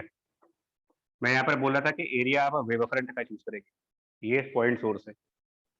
3.5 metre के डिस्टेंस पर जो वेव फ्रंट बनेगी उसकी ज्योमेट्री क्या होगी, एरिया क्या होगा, 4πr², एरिया है। तो आप डिनोमिनेटर में रखोगे पी एवरेज अपॉन 4πr², जिसमें r 3.5 मीटर है जो क्वेश्चन में दिया है।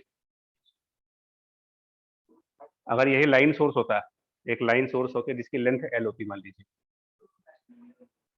इसी क्वेश्चन में, तो जो एरिया हम 4πr² रख रहे होते 2πr रख देते वेव फ्रंट का एरिया।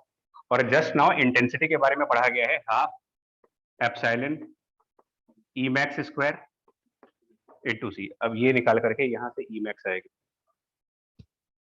अब ये है तो पूरा कैलकुलेशन वाला इक्वेशन, और कुछ है नहीं इसमें, सारी वैल्यू रखूं।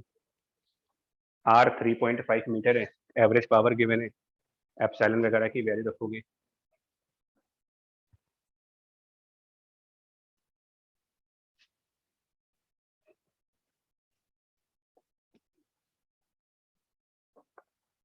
इसको लेकर के ई मैक्स निकाल सकते हैं। वैल्यू लिखो जल्दी से, घर पे कैलकुलेटर करिएगा, हालांकि कैलकुलेटर अलाउ नहीं है, बट आंसर लिखो। ई मैक्स का जो आंसर दिया है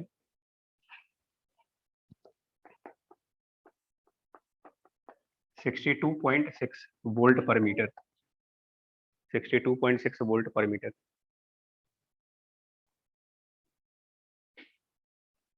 और बी मैक्स निकालने के लिए E बाई बी बराबर सी है, E अपॉन बी की वैल्यू सी के बराबर है, तो बी वहां से निकाल सकते हैं।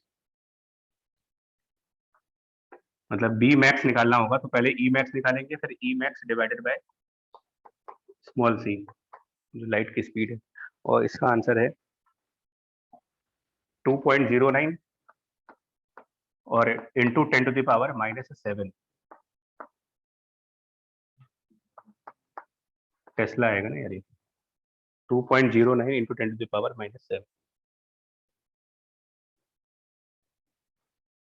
अब एक चीज नोटिस करने वाला है यहाँ पर कि इलेक्ट्रिक फील्ड की मैक्सिमम वैल्यू कितनी ठीक ठाक न्यूमेरिकल वैल्यू आ रही है, मैग्नेटिक फील्ड की मैक्सिमम वैल्यू का ऑर्डर। इसीलिए इंटरफेरेंसेस के न्यूमेरिकल में इलेक्ट्रिक फील्ड पर फोकस किया जाता है, क्योंकि इसका मैग्नीट्यूड ऐसा होता है कि ये लैब में नोटिस कर सकते हो, इसको लैब में नोटिस करना टफ। मतलब इसीलिए इलेक्ट्रोमैग्नेटिक वेव की इक्वेशन मोस्टली इलेक्ट्रिक फील्ड के फॉर्म में लिखी जाती है। वह electric field has significant value, magnetic field उतना स्ट्रांग नहीं है उसका।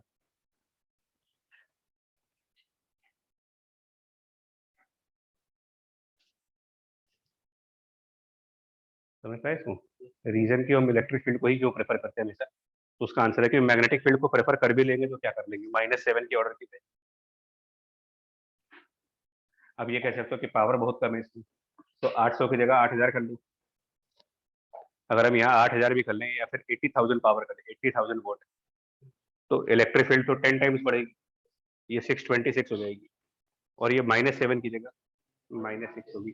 80,000 वोट, इमेजिन कर रहे हैं कितनी बड़ी पावर है, 80 किलो वोट की। इसका एक और पार्ट है क्वेश्चन का, what is the energy density at 3.5 metre. लिखो जल्दी से, find the energy density at 3.5 metre. Find the energy density at 3.5 metre.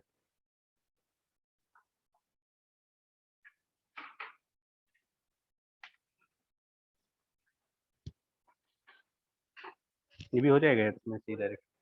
मैंने ये निकालना है P average by 4 pi r square, यही टर्म इंटेंसिटी है। आंसर लिख लेते इसका भी, तो 1.73 and 10 to the power -8, 1.73 10 to the power -8 joule पर मीटर क्यूब, जूल्स पर मीटर क्यूब।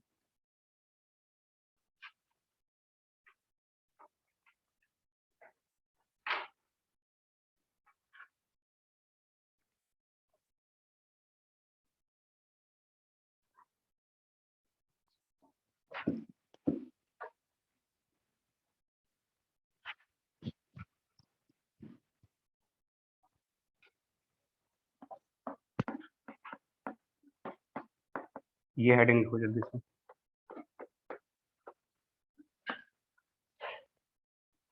हेडिंग लिखो पॉइंटिंग वेक्टर। क्या पढ़े इसको, पॉइंटिंग पॉइंटिंग जो भी पढ़ना है पढ़ो।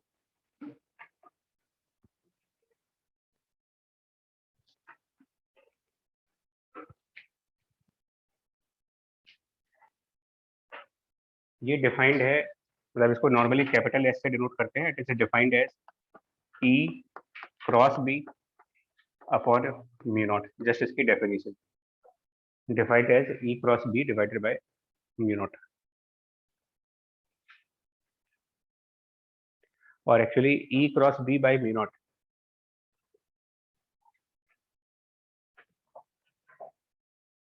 का डायमेंशन निकालो, क्या आएगा E cross B by mu naught के डायमेंशन चेक करो जरा, डायमेंशनली क्या आएगा। वो वाला फैक्ट यूज कर लो कि ई बाई बी सी के बराबर है। ये इसी साल के एडवांस पेपर में था यार, इसी साल के एडवांस पेपर में यही एक्सप्रेशन था कि what is the dimension.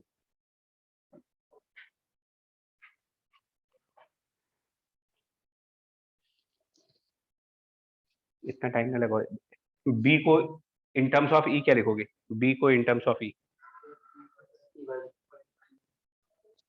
By C लिखेंगे इसको।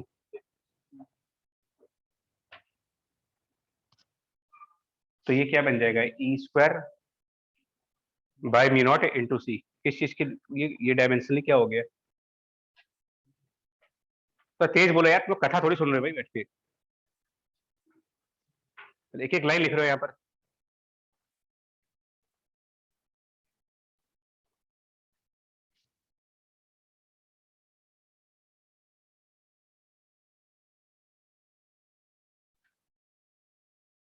अभी थोड़ी देर पहले लिखा, अभी जस्ट अभी थोड़ी देर पहले लिखा तुम लोगों ने कि B square by mu naught, अभी थोड़ी देर पहले लिखा B square by 2 mu naught, ये एनर्जी डेंसिटी है, और इसमें सी मल्टीप्लाई कर दे तो इंटेंसिटी आ जाएगी। क्या ये सेम ही चीज नहीं आएगी E cross B, E by B C के बराबर है। हम ई को सी इंटू बी लिख देते, सी इंटू बी लिखते हमारे पास B square by mu naught बन जाएगा। किस चीज की डायमेंशन हुई है ये पूरी, एनर्जी डेंसिटी, इंटेंसिटी हुआ पूरा ये कुल मिलाकर के। ई क्रॉस बी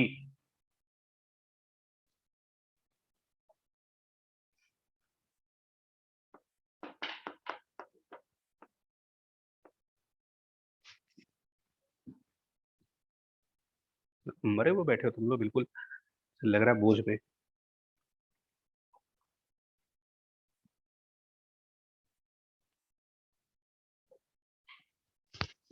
डेढ़ साल तक प्रिपरेशन अच्छी करोगे, लेकिन लास्ट में जाकर के बिल्कुल वो ना कटोरिया स्टाइल में आएगा तुम लोग।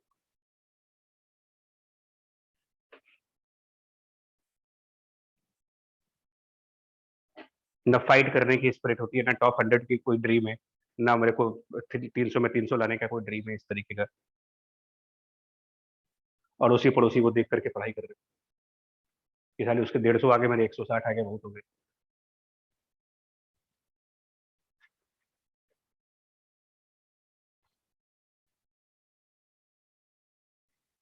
ये जो यहाँ रिस्पॉन्ड नहीं कर पा रहे हो, अभी लेटेस्ट पढ़ करके रिस्पॉन्ड नहीं कर पा रहे हो।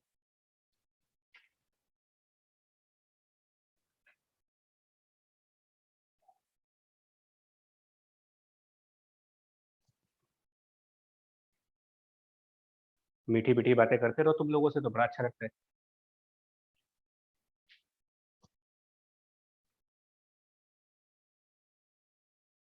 बेटा सौरवीर लगे रहो, तुम आधे घंटे डायमेंशन निकाल देंगे।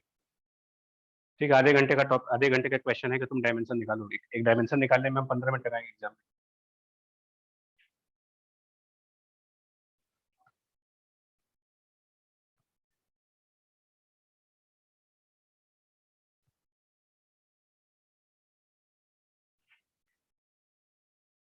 तुम्हें समझ में नहीं आ रहा यहाँ पर क्या बोला था हमने भी? बिल्कुल ही मोटी बुद्धि हो गई तुम लोग की।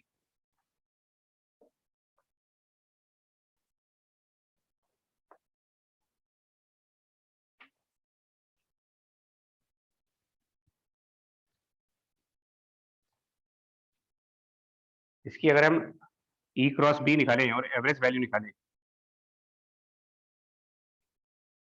इलेक्ट्रिक फील्ड का अगर हम एक्सप्रेशन लिखेंगे तो ये कुछ आएगा ई नॉट टाइम्स जो उसका ऑसिलेटिंग टर्म है, sine of that omega T minus K X and whatever. साथ में आगे की यूनिट वेक्टर आएगा n1 कैप, ये इसको स्मॉल ई कैप लिख दे रहे, which means a unit vector which gives the direction of oscillation of electric field cross B naught. इसके आगे भी सेम साइन का फंक्शन आएगा और इसमें हम स्मॉल बी कैप कर दे रहे हैं, मतलब वो यूनिट वेक्टर जो मैग्नेटिक फील्ड के ऑसिलेट करने की डायरेक्शन में होगा, and divided by mu not.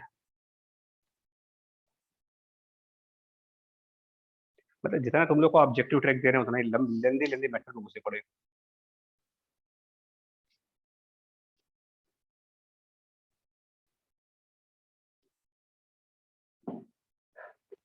Property के हिसाब से ई और बी का जो क्रॉस प्रोडक्ट है, ये वेव के ट्रेवल करने की डायरेक्शन है।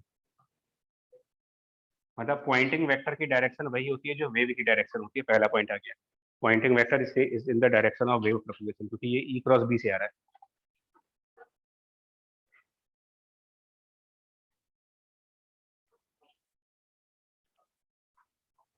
और बेटा भगवान ना करे किसी दिन पेपर में ऐसा हो जाए ना कि कॉम्प्रिहेंशन मेंस में भी आ जाए और पता चला ईएम वेव की एक के पैराग्राफ में 3 क्वेश्चन आ जाए, तो सारी प्लानिंग धरी की धरी रह जाएगी आपकी।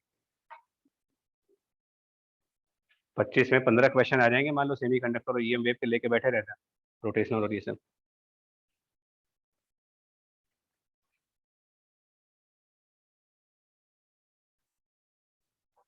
कई दिन से मैं नोटिस कर रहा हूँ कि जो चैप्टर्स अब आ रहे हैं, इन चैप्टर में तुम लोग का इंटरेस्ट बिल्कुल खत्म हो रहा है। या तो तुम लोग ये मान के चल चुके हो कि भैया हमें मेंस करना नहीं, हम सीधा एडवांस टॉप कर जाएंगे, और एज इफ की एडवांस के सारे टॉपिक में बिल्कुल परफेक्ट हैं। ऑल इंडिया रैंक 1 हमारी आएगी, और किसी को तो है ही नहीं, आसपास कोई नहीं मेरे।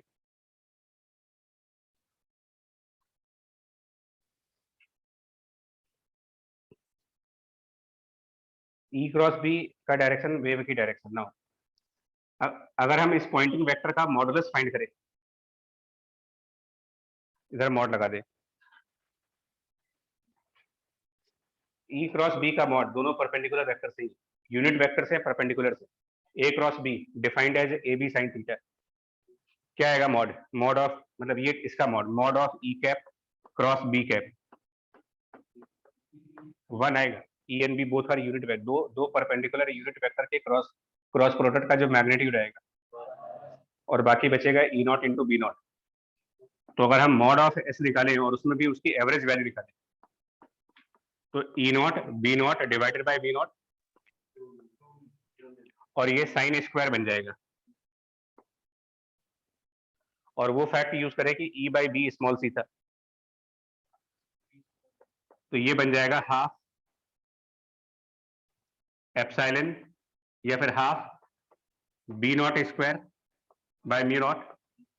और क्या ये energy density multiplied by speed हो गई? अभी थोड़ी देर, यही इंटेंसिटी है, इसी को इंटेंसिटी, मतलब इंटेंसिटी का ही दूसरा नाम पॉइंटिंग वेक्टर है।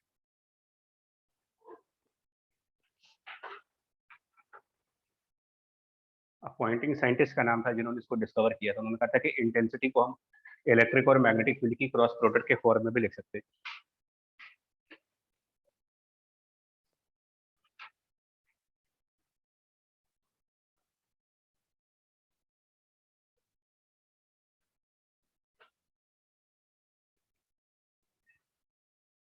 क्वेश्चन लिखो इसके ऊपर भी।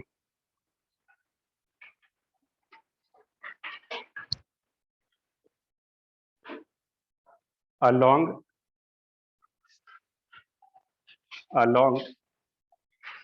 straight wire of resistance capital R, long straight wire of resistance capital R, radius small a and length L,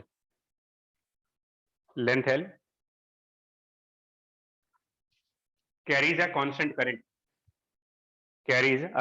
current, capital I. Calculate the pointing vector in the wire.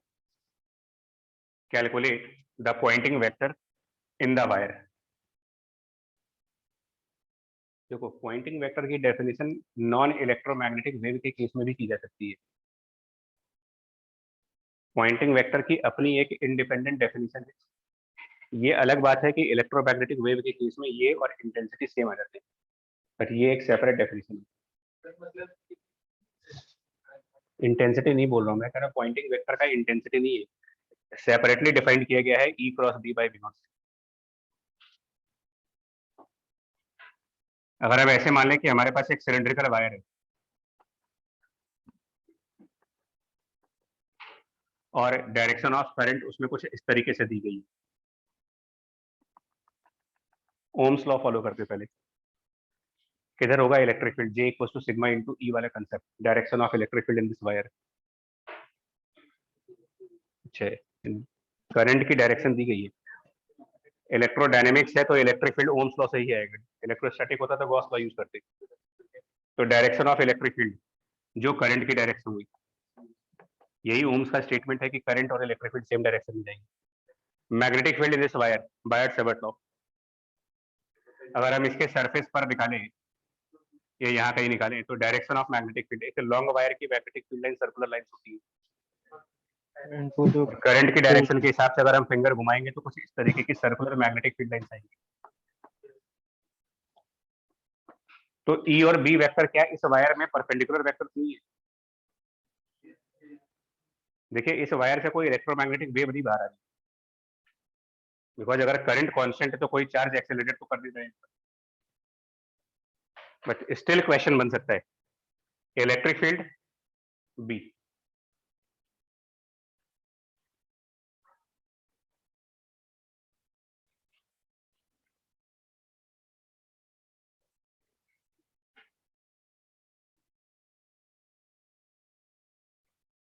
ठीक है। चीज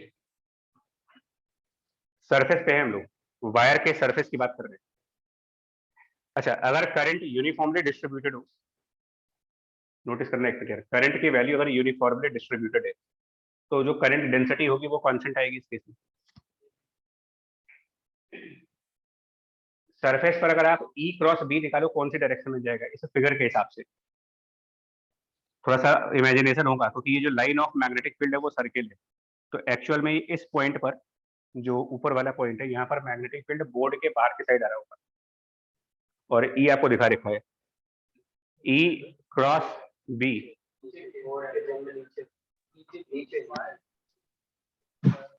भाई ये डायरेक्शन E की है और ऐसे बाहर के साइड पर मैग्नेटिक फील्ड आ रहा है, मतलब उसको हम डॉट से रिप्रेजेंट कर रहे हैं। तो E cross B downward direction, ये पॉइंटिंग वेक्टर की डायरेक्शन है इस केस में। इस पर्टिकुलर एग्जांपल में पॉइंटिंग वेक्टर की डायरेक्शन इस तरफ, इस पॉइंट पर, मतलब इस मोमेंट पर इधर है। अभी अगर हम बॉटम वाला पॉइंट चूज करेंगे तो डायरेक्शन बदल जाएगी उसकी, टुवर्ड्स एक्सिस, सिलेंडर की एक्सिस की तरफ होगा पॉइंटिंग वेक्टर किसी भी टाइम पर, किसी भी मोमेंट पर।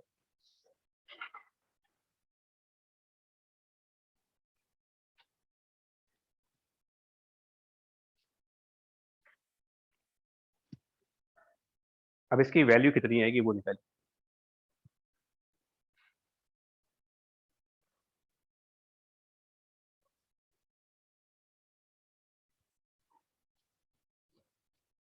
इसमें यार एक्चुअली अंके आंसर में रेजिस्टेंस भी आ रहा है, क्वेश्चन में रेजिस्टेंस देना चाहिए था। अच्छा दिया, सॉरी दिया दिए। तो ठीक है, आ जाएगा। अब मैग्नीट्यूड वाइज बात करेंगे तो पॉइंटिंग वेक्टर की वैल्यू, इलेक्ट्रिक फील्ड याद करिए, डीवी बाई डी आर वाला concept, potential difference by length, और पोटेंशियल डिफरेंस ओम्स लॉ से आ जाएगा, current into resistance, potential difference by the length of a wire equal to DV by D S, और electric field आ जाएगी, magnetic field of infinity long wire, Ampere laws आता है, mu naught I upon 2 pi उसका radius, surface पर calculate कर रहे हैं। और वैसे तो ये क्रॉस प्रोडक्ट है, बट क्योंकि ये परपेंडिकुलर वेक्टर्स है तो नॉर्मल प्रोडक्ट हो जाएगा ये, and divided by mu naught. ये पूरी वैल्यू अगर हम सिंप्लीफाई करें इसको,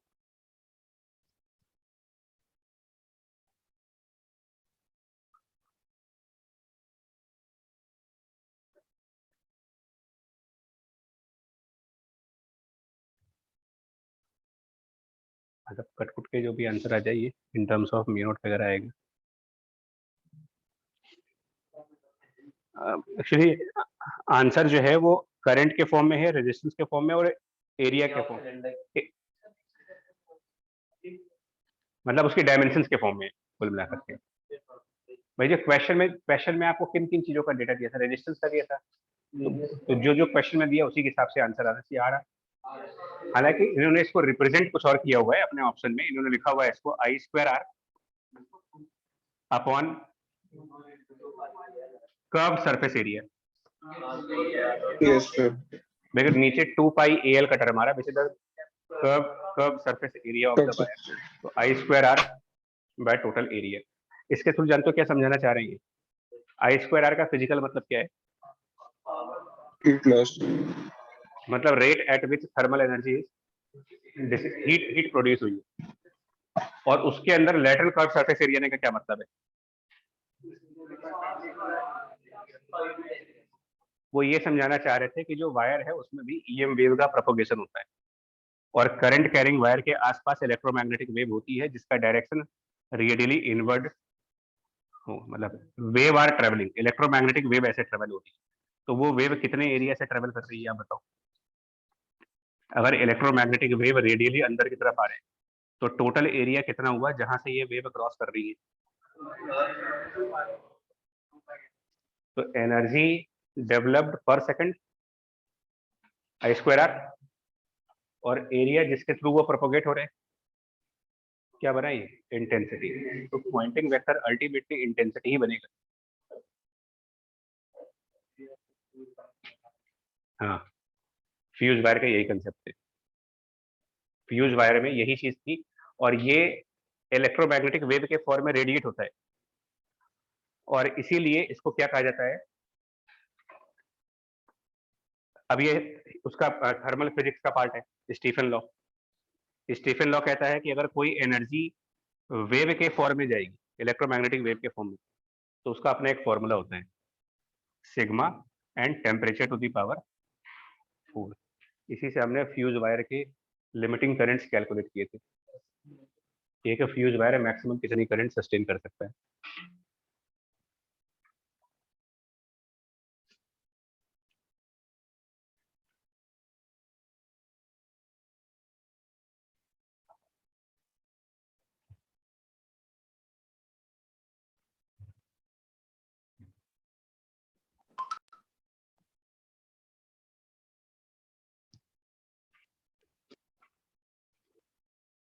ये डिस्ट्रीब्यूट करवा देना थोड़े से, हाफ इधर कर दे रहे, अपना अपना रख के बाकी पीछे पास कर दो। अभी क्वेश्चन करेंगे जल्दी जल्दी में, एक टॉपिक और बचा है अभी।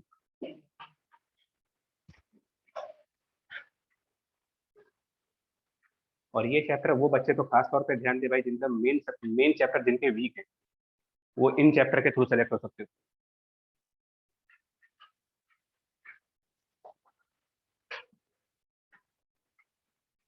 मतलब बच्चा खाली 12th का सिलेबस करके मेंस में सेलेक्ट हो जा रहा है, और हम लोग जो है 2 साल पढ़ करके भी डर लग रहा है।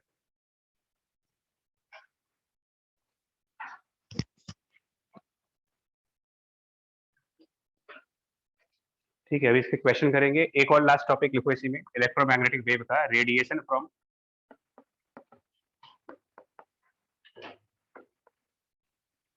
लार्ज, मतलब large means infinite sheet of current.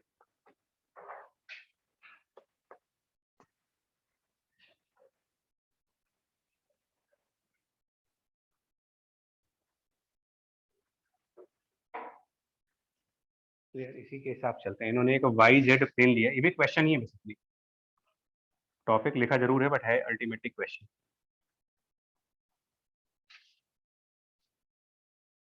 एक बार ये चेक कर लें कि ये coordinate system right hand rule follow करता है। सही है ना? अच्छा, अब इन्होंने क्या किया है कि वाई जेड प्लेन में एक बहुत बड़ी सरफेस रखी है।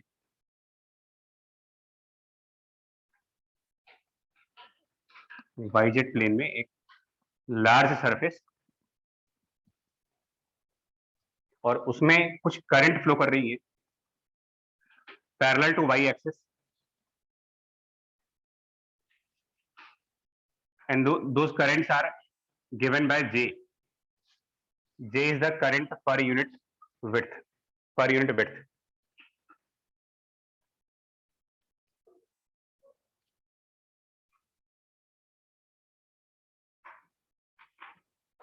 इसकी एक्सप्रेशन दी गई है यार आपको, J which is current per unit this width, मतलब ये जो Z एक्सिस के along इसकी width है, width along Z एक्सिस, उसमें अगर आप यूनिट width ले तो वहां से जो करंट पास होगा उसको J लिख रहे हैं, एंड एक्सप्रेशन गिवन है J0 sin ओमेगा t, मतलब एक sinusoidal current, a sinusoidal current in this plane. और ये कोई बड़ी बात नहीं है, साइनसॉइडल करंट कहाँ से आ सकती है, इस इनफाइनाइट प्लेन को किसी ऑल्टरनेटिंग सोर्स से लगाया हुआ, ऑल्टरनेटिंग सोर्स इस टाइप की करंट प्रोवाइड कर सकते हैं।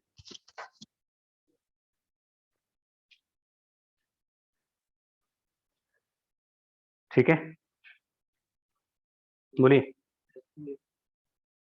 अब इसमें Yes. निकालना आपको ये है, हाँ जी, इसमें निकालना ये है, हाँ, find the Poynting vector, find the Poynting vector, find the Poynting vector eight points, at points close to the surface, at points which are closer to surface, at the points which are close to the surface। रुक जाओ, इतना ही आसान question नहीं है, वो देखने में लग सकता है कि आसान।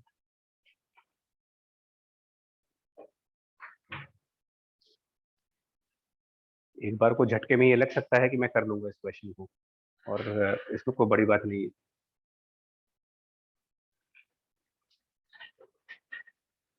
क्लासरूम में अपने आप को तुम सरेंडर कर दिया करो कि हमें कुछ नहीं आता, हम लगे इंडिया के सबसे बड़े, तभी सीख पाओगे। Points close to the surface, पिछले क्वेश्चन में आपने जिस पॉइंट पर पॉइंटिंग वेक्टर निकाला है वो वायर में ही था, वहां इलेक्ट्रिक फील्ड निकालने के लिए कौन सा लॉ यूज किया गया? अगर वही लॉ यहाँ यूज करें तो जिस पॉइंट पर कैलकुलेशन कर रहे हैं वहां तो ई है नहीं, तो रीजनिंग क्या दोगे? क्योंकि हम सरफेस पे तो निकाल नहीं रहे, सरफेस के थोड़ा इधर कोई पॉइंट है, वहां तो कोई करंट नहीं है ना, तो अकॉर्डिंग टू ओम्स लॉ यहाँ पर इलेक्ट्रिक फील्ड क्या होनी चाहिए? तो पॉइंटिंग वेक्टर की वैल्यू क्या आनी चाहिए? 0, और 0 आएगी नहीं। रीजन, सरफेस के काफी क्लोज पॉइंट्स पर ये एक इनफाइनाइट सरफेस का काम करेगा। मैग्नेटिज्म का चैप्टर याद करिए, अगर इससे हम मान लो x डिस्टेंस आगे आते हैं, बट वो x काफी छोटी वैल्यू होनी चाहिए। प्रॉब्लम क्या होगा अगर हम इसको लार्ज वैल्यू कर दे तो? तब भी क्या इसको इनफाइनाइट सरफेस मानेंगे? नहीं मान सकते। एम्पियर लॉ वाला चैप्टर या बायट सेवर्ट लॉ वाला चैप्टर याद करो, मैग्नेटिक फील्ड की वैल्यू एक इनफाइनाइटली लार्ज सरफेस के केस में म्यू नॉट जे बाई 2, अब ये कुछ ही लोग को याद होगा, mu not J by 2 is the value of magnetic field by some infinitely large surface. Magnetism chapter में डिराइव हुआ ये। क्या डायरेक्शन होगी इसकी बायट सेवर्ट लॉ के हिसाब से, जो जिस तरीके के कोऑर्डिनेट सिस्टम बने हुए हैं आपके? करंट की डायरेक्शन वाई एक्सिस है, और जिस पॉइंट पर मैग्नेटिक फील्ड निकाल रहे हैं वो पॉजिटिव एक्स एक्सिस पर है। जे क्रॉस आई मतलब minus K cap, Z axis के नेगेटिव साइड पर, जेड एक्सिस के नेगेटिव साइड पर मैग्नेटिक फील्ड की डायरेक्शन। लेकिन अब एक पॉइंट और है, बहुत पहले आप लोगों से एक बात हुई थी जिस समय हमने उन्हें कूलम्स लॉ पढ़ा था, आपको एक ऐसा कुछ डिस्कशन दिया था कि अगर हम कोई Q1 चार्ज रखते हैं, मान लीजिए कोई एक Q1 चार्ज है और उसके बगल में हमने कोई Q2 चार्ज रखा, तो ऑब्वियसली Q1 Q2 के ऊपर फोर्स लगा रहा होगा। अब अगर हम Q2 चार्ज को स्लाइटली डिस्प्लेस कर दें, Q2 चार्ज को स्लाइट डिस्प्लेस करें बहुत हल्का सा, तो Q1 पर लगने वाला फोर्स क्या इमीडिएटली चेंज हो जाएगा या कुछ टाइम के बाद चेंज होगा? ये बहुत पहले का डिस्कशन पॉइंट था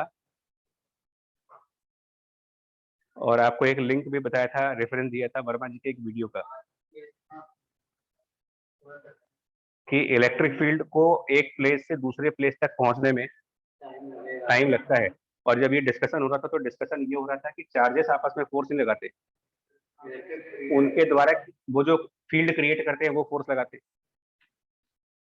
तो Q2 की इलेक्ट्रिक फील्ड की वजह से Q1 पे फोर्स लगेगा, तो जब आप Q1 को हल्का सा डिस्टर्ब करोगे तो इसकी इलेक्ट्रिक फील्ड जो होगी वो भी डिस्टर्ब होगी, बट उस डिस्टर्बेंस को Q1 तक पहुंचने में तो Q1 पर फोर्स इमीडिएटली नहीं बदल जाएगी, लेकिन Q1 की वजह से Q2 पे जो लग रहा था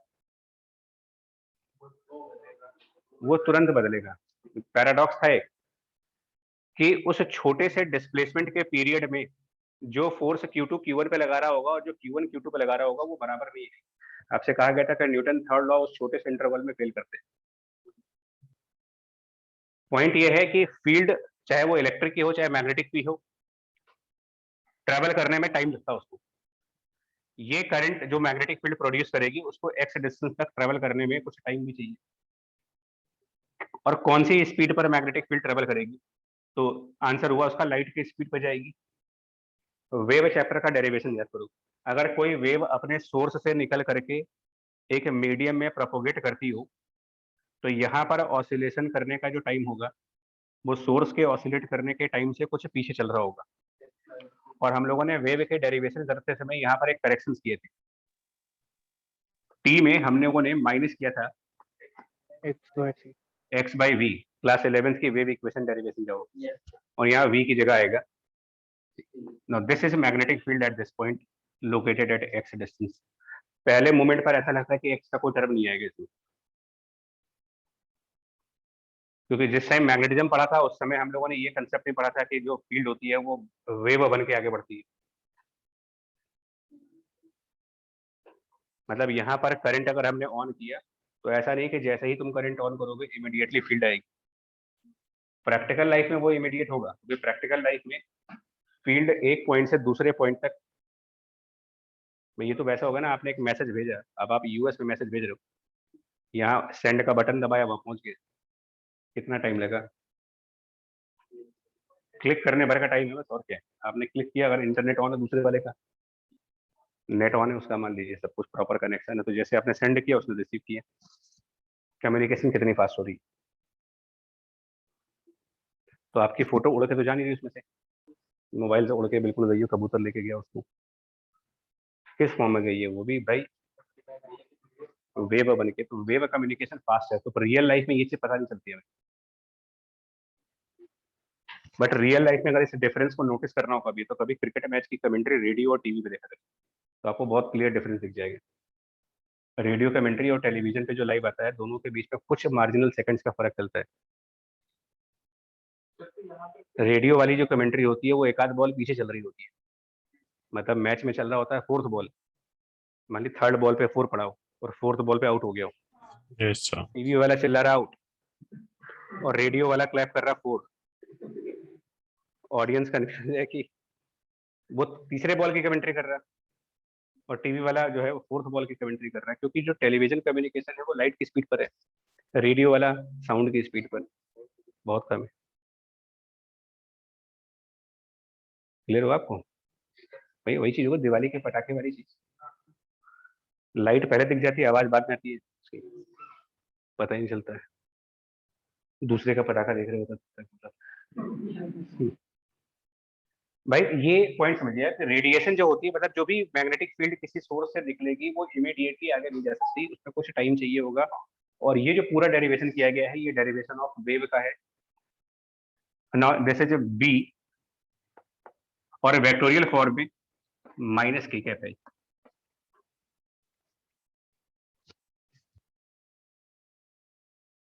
इसलिए तुमको अभी चल रहे थे थ्योरी इलेक्ट्रोमैग्नेटिक वेव की, तुम कहीं से भी पढ़ सकते हो, बहुत सारे लोग पढ़ा लेंगे, वो है कुछ नहीं उसमें।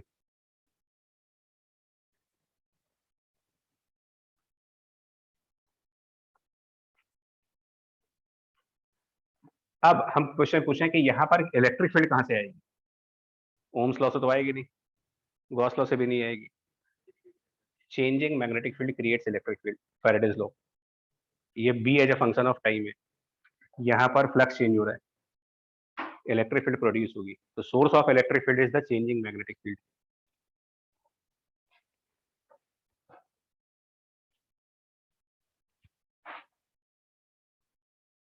क्लासिकल फिजिक्स कितनी आसान थी,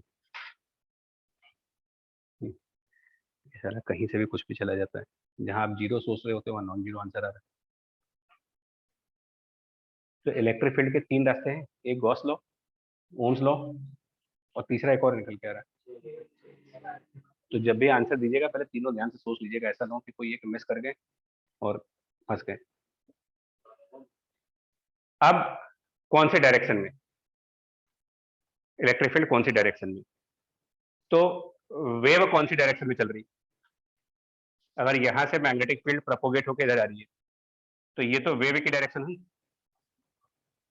ई क्रॉस बी वेव की डायरेक्शन में आना चाहिए। मैग्नेटिक फील्ड आपका माइनस के कैप है, इलेक्ट्रिक फील्ड, एक मिनट यार, इलेक्ट्रिक फील्ड इसमें सुनो एक मिनट रुक जाओ, mu not J not by 2, क्या ये मैग्नेटिक फील्ड की मैक्सिमम वैल्यू नहीं है? तो इलेक्ट्रिक फील्ड की मैक्सिमम वैल्यू निकालने के लिए into C, because E by B बराबर सी की प्रॉपर्टी लगा रहे हैं। और हमने कहा था कि फंक्शन में कोई चेंज ना करो आप, जो फंक्शन मैग्नेटिक फील्ड का है वही फंक्शन इलेक्ट्रिक फील्ड का रखिए, नो चेंज, बिकॉज ये सेम फेज के होते हैं, सेम फ्रीक्वेंसी के होते हैं। जिस फंक्शन से मैग्नेटिक फील्ड का टर्म डिफाइन करोगे वही फंक्शन इलेक्ट्रिक फील्ड को भी डिफाइन करेगा, बस खाली इनकी मैक्सिमम वैल्यूज में डिफरेंस आता है। वेक्टर कौन सा लगाएंगे ताकि E cross B, minus of J, ये है लॉजिक। इसके बाद आप पॉइंटिंग वेक्टर का formula E cross B by B nought, उसकी एवरेज वैल्यू निकालेंगे।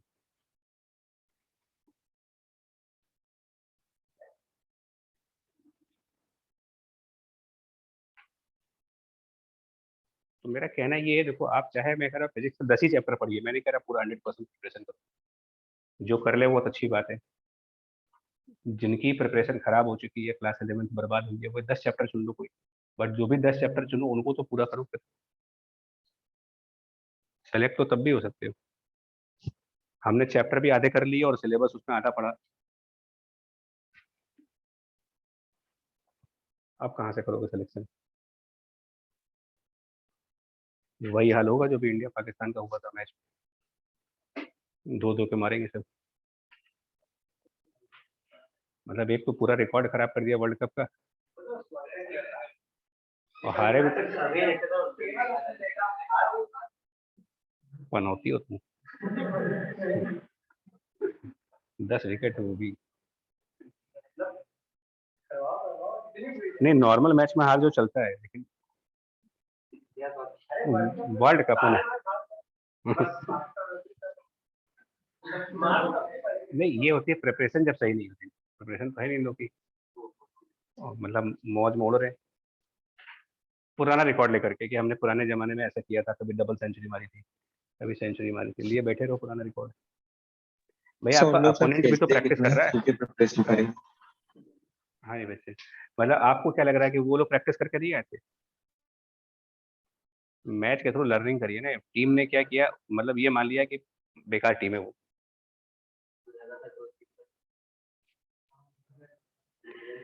सेम चीज स्टडीज में होती है। तुमको लग रहा होगा कि जितने बाकी एग्जाम देने वाले बेवकूफ हैं, ऐसे ऐसे स्टूडेंट हैं वो जो पूरा चैप्टर रटे बैठे हैं और वो इन्हीं 10 चैप्टरों के दम पर अपना सिलेक्शन करवा लेंगे, और आप बैठे रहो लेकर के रोटेशनल मैकेनिक्स में मास्टरी किए रहो। आप इस मलाल में हो कि टफ चैप्टर मुझे आता है, और वो कह रहा है कि लेके बैठो, तुम टफ चैप्टर क्या कर लोगे? तो रोटेशनल का भी एक ही क्वेश्चन आना है, इसका भी एक ही आना है। उसको पढ़ने में चाहिए 15 दिन, इसको पढ़ने में चाहिए सिर्फ 1 दिन। तो स्मार्ट तरीका कौन सा है? फिर यही पढ़ लो।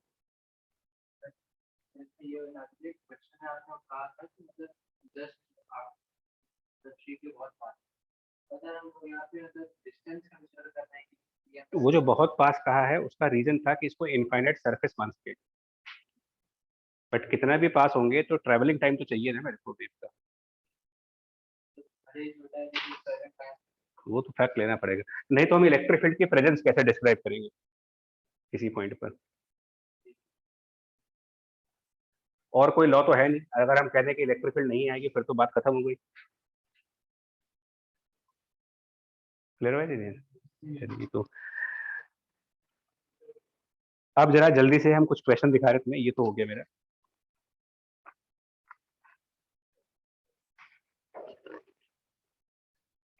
एक क्वेश्चन लिख लो इसका भी, इसका जल्दी से क्वेश्चन। तो ये वो क्वेश्चन कराना जो अभी तक एग्जाम्स में आया नहीं।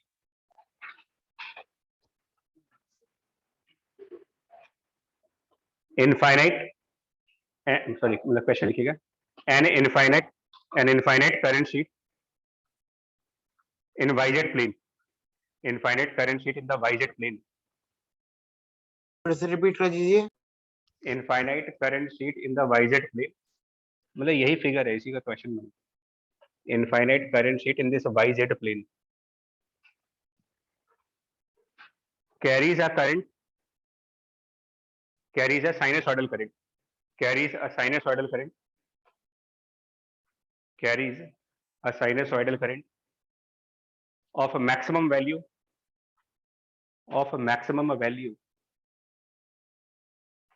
5 एम्पियर पर मीटर, 5 एम्पियर पर मीटर। ये किस चीज की वैल्यू दी गई है?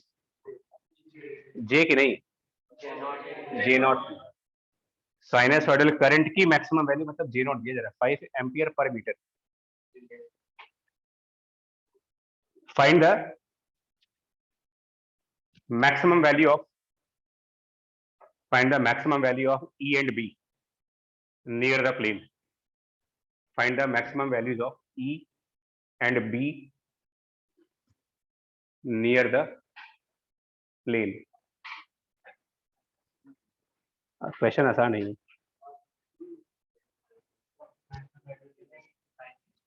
तो ये आपका जो मैग्नेटिक फील्ड है उसकी मैक्सिमम वैल्यू ये है ना, mu not J not by 2। और याद करिए B max square by 2 mu not और इंटू सी क्या चीज बनता है? ये इंटेंसिटी, और इंटेंसिटी पॉइंटिंग वेक्टर भी है। तो ये ई क्रॉस बाय म्यू नॉट भी, दोनों मतलब इसका मॉड, सॉरी ऐसे भी लिख सकते हैं इसको, दोनों चीजें सेम है।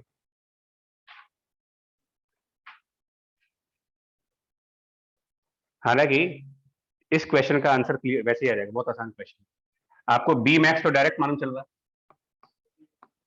ये वैसे बता दिया आपको, B max is directly mu nought, इसमें कोई कैलकुलेशन नहीं है। और ई मैक्स निकालने के लिए इसमें स्पीड ऑफ लाइट और मल्टीप्लाई कर दो। जे नॉट की वैल्यू दी गई है तुम्हें क्वेश्चन में, म्यू नॉट की वैल्यू मालूम होनी चाहिए। मतलब इसमें इस रिजल्ट का कोई काम नहीं है वैसे, ये जस्ट आपके नॉलेज के लिए बताया जा रहा है। समझ गए? है सीधा question, mu not J not by 2 B max और E by B equal to C.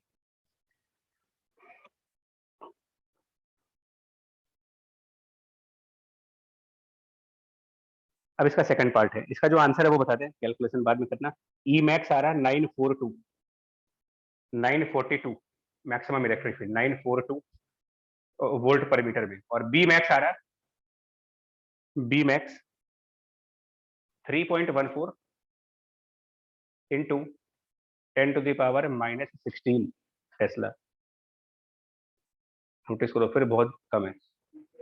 Magnetic field कम होती है लाइट में हमेशा, इसकी वजह से।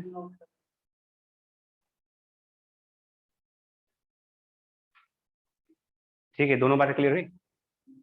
Now second part of question, what is the average power.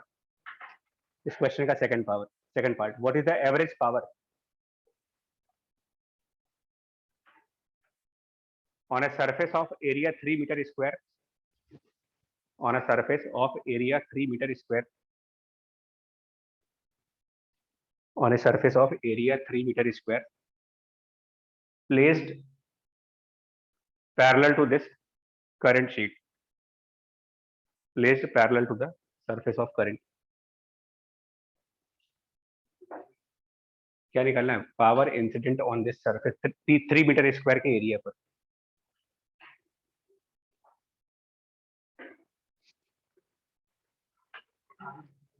तो पावर इंसिडेंट निकालने के लिए इंटेंसिटी को किससे मल्टीप्लाई कर दे, आ जाएगा आंसर आपका। बट एवरेज पावर चाहिए,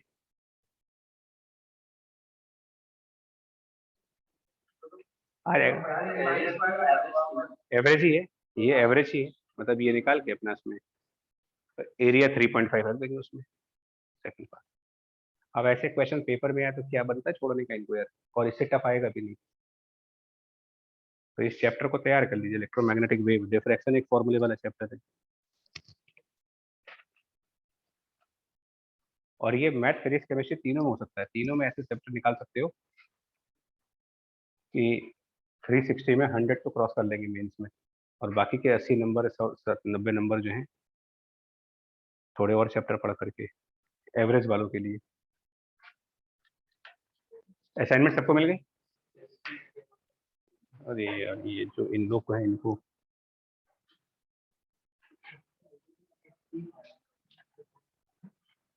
हम उनको भेज दें जरा, 1 मिनट को।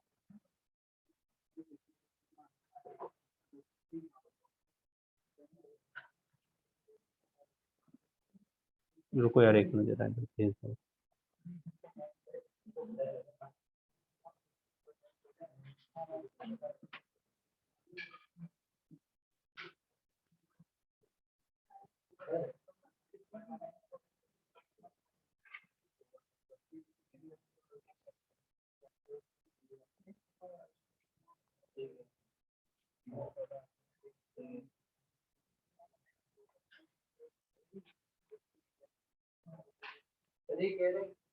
पिछला जो क्वेश्चन है उसका अपना आंसर बताया 942 और 2 का, तो उसका रेशियो सी इतना है, पावर का तो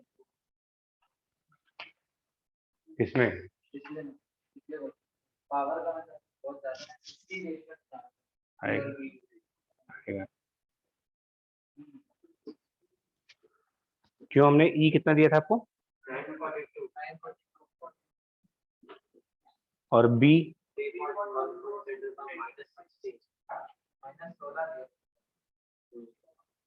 नहीं, एक गड़बड़ है, गड़बड़ है। -6 चार 5 20, 1 में 4 5 20 और 2 10 हो गया 5। हाँ -6 है वो, सॉरी -6, -16 नहीं है, -6 है वो। अच्छा कुछ क्वेश्चन जल्दी से देखो।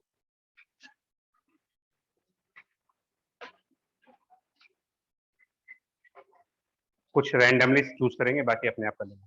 फर्स्ट, ये एक्चुअली हमने क्या किया, इसमें 19 तक के क्वेश्चन है, 20 और 21 नहीं है इसमें, क्योंकि वो इसलिए भी नहीं है क्योंकि उनको तुम्हें एज ए पेपर खुद लगाने हैं, वो फुल पेपर लगाने हों तुम्हें, और वो इसलिए करें कि 19 और 21 मतलब इन 2 सालों में बहुत पेपर्स हो गए। मैं इस बार 4 सेशंस, तो उनको छोड़ दिया गया है कि अपने मॉक टेस्ट के तरीके से करो उसे, पूरा पेपर लेकर के एक बार बैठ जाओ, स्ट्रेंथ और वीकनेस चेक करो क्या आ रही है उसकी, और वो भी हम लोग गाइड करेंगे आने वाले सेशन में, यही सब बताना है। 19 तक के क्वेश्चन चैप्टर वाइज करो, उसके बाद पेपर वाइज, चैप्टर वाइज ना करिएगा उसको। First, electromagnetic waves are transverse in the nature is evident by. अब देखो ऐसे भी क्वेश्चन, कौन सा एक्सपेरिमेंट कह रहा है कि ट्रांसवर्स? बड़ा खतरनाक पोलराइजेशन है उसका आंसर, अब वो समझाएंगे अभी। पोलराइजेशन ऑफ द वेव ने बताया था कि ये ट्रांसवर्स है, नहीं है तो, लेकिन ठीक है, मतलब इंजीनियर बनवाना चाहते हो कि क्या बनवाना चाहते हो, ये पूछ करके भाई।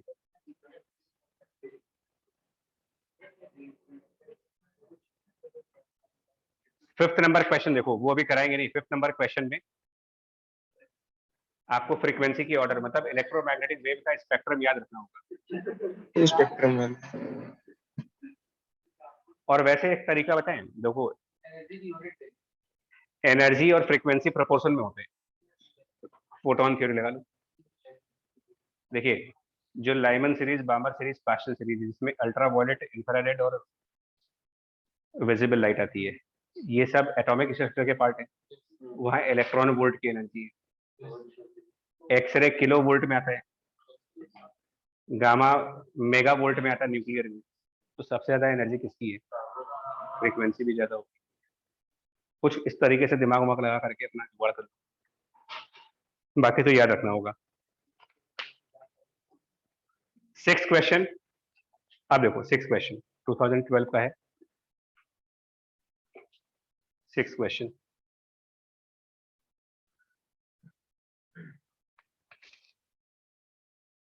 अभी समझ जाओगे जो पढ़ा रहे थे। वेव की इक्वेशन, वेव कौन सी डायरेक्शन में चल रही है? सिक्स क्वेश्चन में वेव के प्रोपोगेट करने की direction plus Y, magnetic field की भी डायरेक्शन दी गई है। तो इलेक्ट्रिक फील्ड किस पॉइंट की तरफ, कौन सा पॉइंट टेस्ट किया जा रहा है आपका? सर वो डायमेंशन क्रॉस बी, ई क्रॉस बी वेव का डायरेक्शन चेक करो कौन सा ऑप्शन इसमें से ऐसा है जिसमें, तो इक्वेशन भी सर देखने की जरूरत ना पड़े। अगर हम देखिए केबीसी 50-50 टाइप में चलो, तो कौन से दो ऑप्शन हट जाएंगे? क्योंकि वो तो उसी डायरेक्शन में, जिस डायरेक्शन में मैग्नेटिक फील्ड है, वो तो हो नहीं। मतलब अगर तुक्का भी मारेंगे तो सी और डी में मारेंगे कम से कम। और सी और डी में एक ऑप्शन में अंदर माइनस है, एक ऑप्शन में अंदर प्लस है। समझ रहे कितना ऑप्शन भी ऐसे होते हैं जो फंसा ना पाए। आपको उधर भी नहीं देखना कि वो जे कैप है, छोड़ दो सब, तो ना अंदर सारी डायरेक्शन चेक करो। चलिए सेवेंथ क्वेश्चन पढ़ो जल्दी से आप। उसमें मैग्नेटिक फील्ड की पीक वैल्यू दी गई है और इलेक्ट्रिक फील्ड की पीक वैल्यू पूछी गई। ठीक, अब एट्थ वाला फिर वही बकवास वाला क्वेश्चन है। कैसे? हाँ नैनो, नैनो एट्थ वाला बकवास क्वेश्चन है। 11 किलो इलेक्ट्रॉन वोल्ट, हालांकि एक्सरे पढ़ने के बाद समझ में आ जाना चाहिए कि ये कहाँ जाएगा। किलो वोल्ट में तो पुलिस ट्यूब भी आती है, तो भाई इसको अलग से याद कर लेना है हम, क्योंकि हम पढ़ाएंगे तो भी आपको एक ही बात है। नाइन्थ वाला देखो जल्दी से कर पाओगे क्विकली। इतना टफ क्वेश्चन, इतना टफ। सी है, बात मानिए एग्जाम स्ट्रेटजी बदलेगी। सॉरी इनकरेक्ट, सॉरी वो तो गलत हो रहा है। नाइन्थ वाले में कौन सा सही है?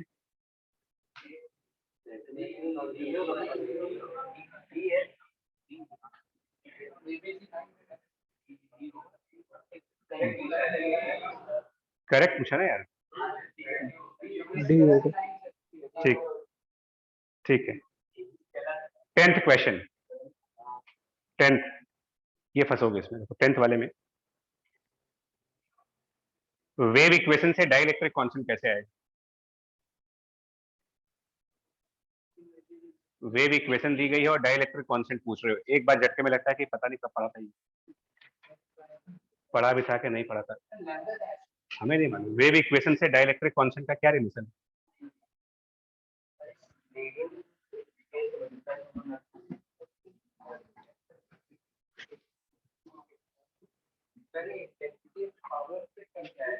हमें नहीं मालूम, एक बार देखते हैं ना अभी। सर उसी को भी आपने ये बताया, दूसरी तरफ आपने बताया कि स्पीड डायरेक्शन और टास्क। एक minute, non magnetic dielectric medium, वो भी तो पढ़ो आगे। नॉन मैग्नेटिक डाइलेक्ट्रिक मीडियम मतलब मीडियम में मैग्नेटिक बिहेवियर नहीं है। तो हम लोगों ने स्पीड ऑफ लाइट को क्या लिखा था, देखो 1/√ऑफ, यहाँ पर के और लगा दो, डाइलेक्ट्रिक हो गया। अब ये सी नहीं लिखेंगे लेकिन इसको, और classical theory of wave omega by wavelength, wave equation से भी तो आता है ओमेगा बाई के। इसमें ओमेगा है, ओमेगा दिया है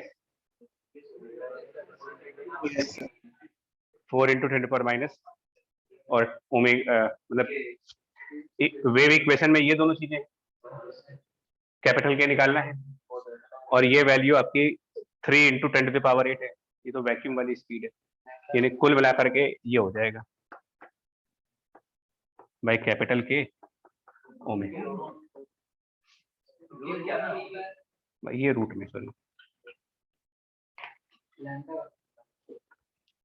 कुछ नहीं, बहुत आसान क्वेश्चन लगे तो ना, चैप्टर इजी है। अरे 12 छोड़ो यार, फिर वही बकवास। मतलब देख रहे हो अल्टरनेट ईयर्स में ये आ रहा है, इंक्रीज असेंडिंग ऑर्डर वेवलेंथ का लगाओ। अच्छा इसमें भी जुगाड़ हो जाता है, शायद एक दो ऑप्शन देख लेना अगर, जैसे आर और एम मान लो। अब आर कौन है और एम कौन है इसमें, यार तो ये भी मतलब मेंटल एबिलिटी भी साथ में।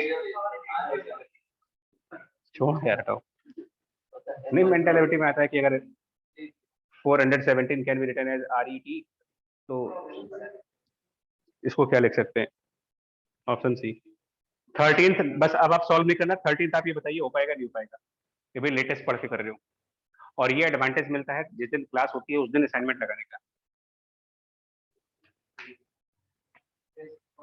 13th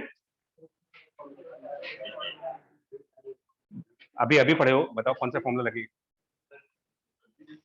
एवरेज एनर्जी डेंसिटी पूछ रहा है,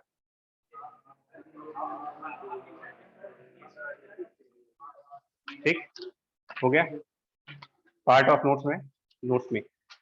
और आगे देखिए 14 क्विकली, 14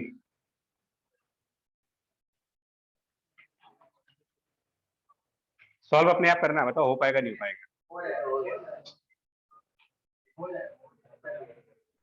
कौन सा सोर्स मानोगे इसको, कहाँ लिखा है? अच्छा लैम्प पॉइंट्स तो थोड़ी होते हैं, लेकिन वो लिखा है उसने कि यूनिफॉर्मली इन ऑल डायरेक्शन, तो पॉइंट सोर्स हो गया, पावर गिवन है उसकी।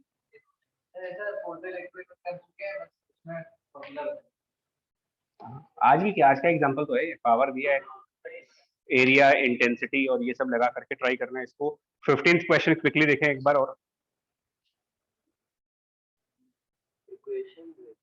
देखिए वेव के ट्रेवल करने की डायरेक्शन दी गई 15th में, वेव के ट्रेवल करने की डायरेक्शन ओमेगा फ्रीक्वेंसी है और इलेक्ट्रिक फील्ड का एम्पलीट्यूड है। तो पहले तो आप इलेक्ट्रिक फील्ड के एम्पलीट्यूड से मैग्नेटिक फील्ड के एम्पलीट्यूड को रिलेट करके देख सकते हो कि कौन सा ऑप्शन नहीं हो सकता। अब बाकी तीनों में एम्पलीट्यूड तो सेम है। अब देखो पेपर में क्या देखा जाता है कि अंदर ऐसा तो नहीं कि अंदर के ऑप्शन में कुछ फर्क पड़ रहा हो। फ्रीक्वेंसी दी है 2 × 10⁻14, तो ओमेगा कितना आना चाहिए भाई, ओमेगा 2πf होता है, 2πf। तो बाकी के तीन ऑप्शन में कौन सा ओमेगा 2πf से मैच कर रहा है, और कोई हटा इसमें से? अब दो बच गए, कैसे? क्या दिया हुआ उसमें? डी हो गया। एग्जाम में अलग तरीका होता है, दिमाग अलग चलाना पड़ता है आपको टाइम के हिसाब से। 16th क्विकली देखिए, मैं आपसे जो कह रहा लगातार इसी कंसेप्ट पे क्वेश्चन आ रहे हैं। 16 जीरो नहीं भैया, देखो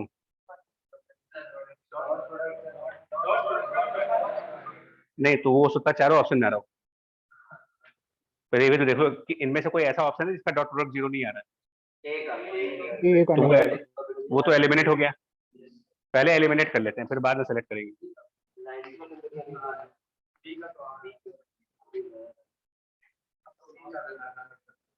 बाकी तीनों आ रहे ना, फिलहाल एक तो हटा, कम से कम 3 में चूज करना ना। तो अब उसके बाद ई क्रॉस बी वेव का डायरेक्शन होना चाहिए, फिर हमें अब क्रॉस प्रोडक्ट करना पड़ेगा इसमें। चलिए आगे देख लेना अपने आप। देखो फिर 17 में वही अरेंज, इसलिए PYQ लगाने से फायदा होता है। PYQ से शॉर्ट नोट्स बनाने का फायदा यही होता है, आपको पता चलता है कि पैटर्न क्या चला रहा है पेपर का। ऑलमोस्ट हर 1-2 साल छोड़ करके ऑर्डर पूछ लेते हैं।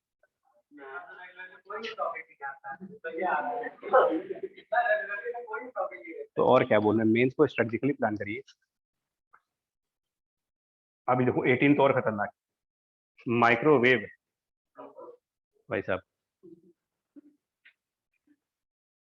खाली खाना ही बनाया उसके अंदर, अभी सोचा थोड़ी था कि पूछोगे।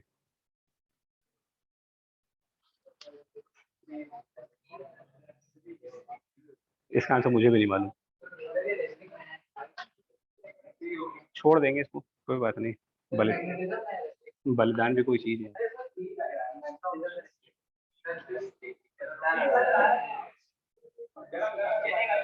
अच्छा, वेव है तो वाइब्रेशन होगा बस।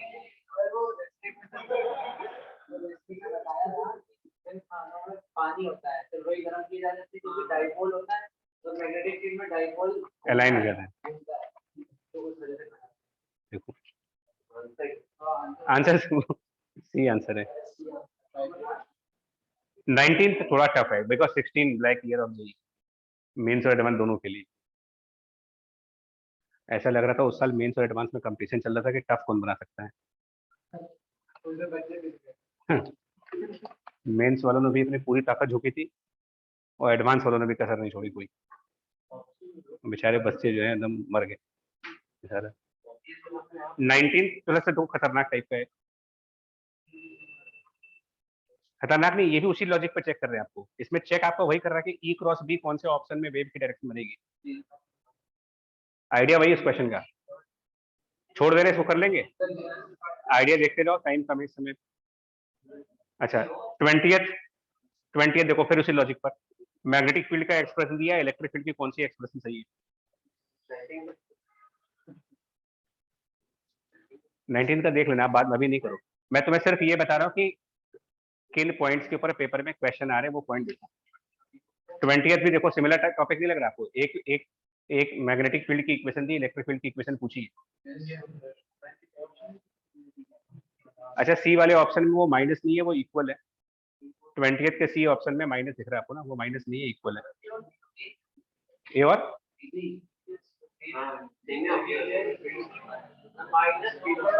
या फिर वो सी वाले ऑप्शन में ई बराबर माइनस बी नॉट सी होगा। ई बराबर माइनस बी नॉट सी होगा, तो हो सकता है कुछ किसी वजह से वो ना आ रहा हो। 21 ये थोड़ा कंफ्यूजिंग है क्योंकि यहाँ पर वेव को स्टैंडिंग वेव के फॉर्म में दिया, ये फंस गए थे लोग यहाँ पर। भाई इस टाइप का फॉर्म तो स्टैंडिंग वे में आता है।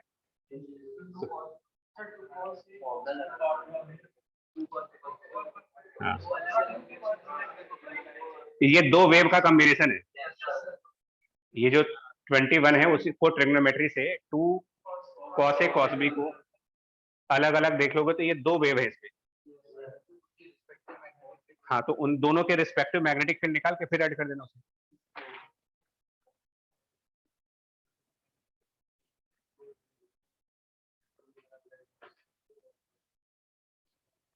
समझ पाए इसको यार? थोड़ा सा मतलब दिमाग लगा के सोचा कि टफ बना दे।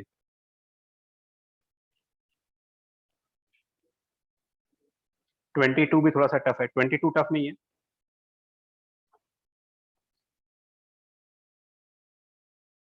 देखो अब PYQ का बेनिफिट देखो। 22 में चौथी लाइन देखो, the medium is non magnetic, और ऐसा ही कुछ पीछे किसी एक क्वेश्चन में लिखा था।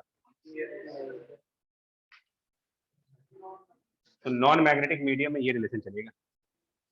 अब जब कोई बच्चा कर रहा होगा तो उसको ये भी सोचना चाहिए कि मैग्नेटिक होता तो क्या करते थे। तो यहाँ म्यू नॉट के साथ एक और टर्म आता है रिलेटिव परमिबिलिटी। तो अभी अभी मैग्नेटिक जब डायमैग्नेटिक पैरामैग्नेटिक पढ़ेंगे तब बता देंगे उसके बारे में। फिलहाल नॉन मैग्नेटिक का मतलब डायइलेक्ट्रिक कांस्टेंट आएगा, तो इसी रिलेशन के ऊपर ये भी क्वेश्चन है। बाकी अपने आप देख लेना इसको, एग्जैक्टली अपने आप करोगे।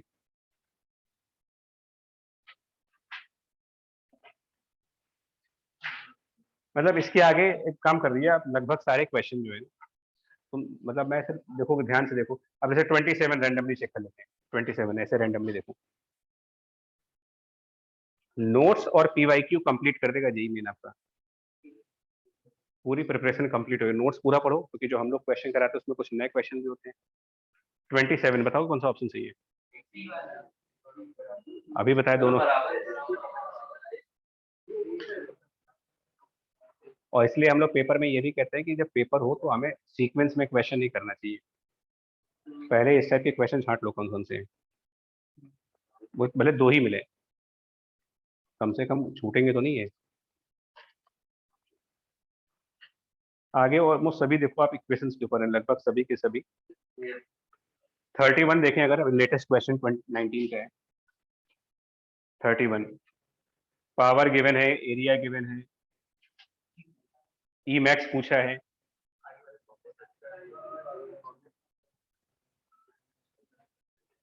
हो जाएगा। 30th इंटेंसिटी गिवन है, मीडियम के अंदर लाइट जा रही है। नहीं नहीं, ये थोड़ा ट्विस्ट कर गया यहाँ पर। वो कह रहा है कि मीडियम में आने से पहले और मीडियम में आने के बाद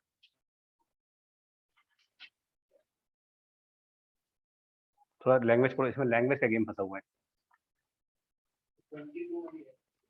नहीं 30th में इस टाइप के क्वेश्चन क्या होता है, जैसे कभी कभी पेपर में आखिरी के 5-6 मिनट बचे हैं, अब हड़बड़ी में आप क्वेश्चन कर रहे हो, मैं इन्विजिलेटर सर पे खड़ा है, अब आखिरी में सोचो जल्दी से एक आध दो कर लें,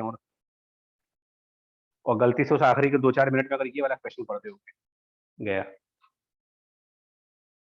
क्या पूछा पता चला आपको इसमें? Ratio of magnitudes of electric field and the ratio of magnitudes of magnetic fields. 2 ratio पूछे हैं, एक इलेक्ट्रिक फील्ड का रेशियो अलग पूछा है और एक मैग्नेटिक फील्ड का रेशियो पूछा है।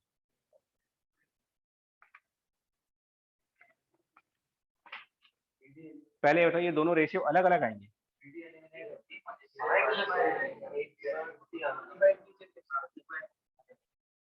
तो मेरे ख्याल से कुछ 2 ऑप्शन तो हट जाने चाहिए।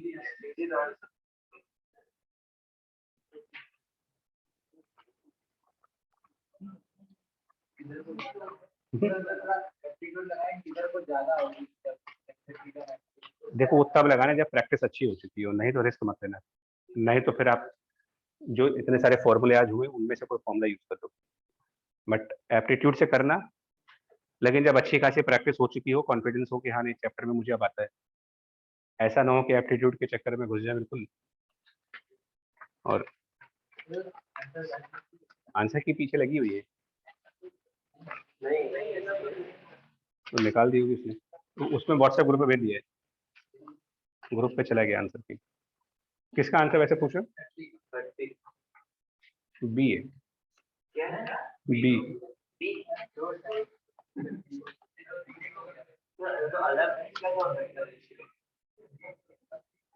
देखो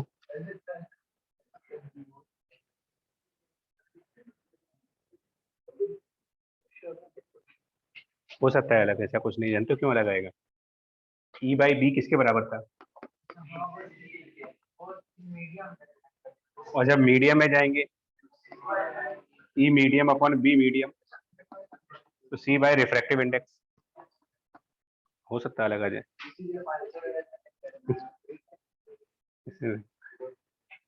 और इधर पीछे आइए जरा, देखो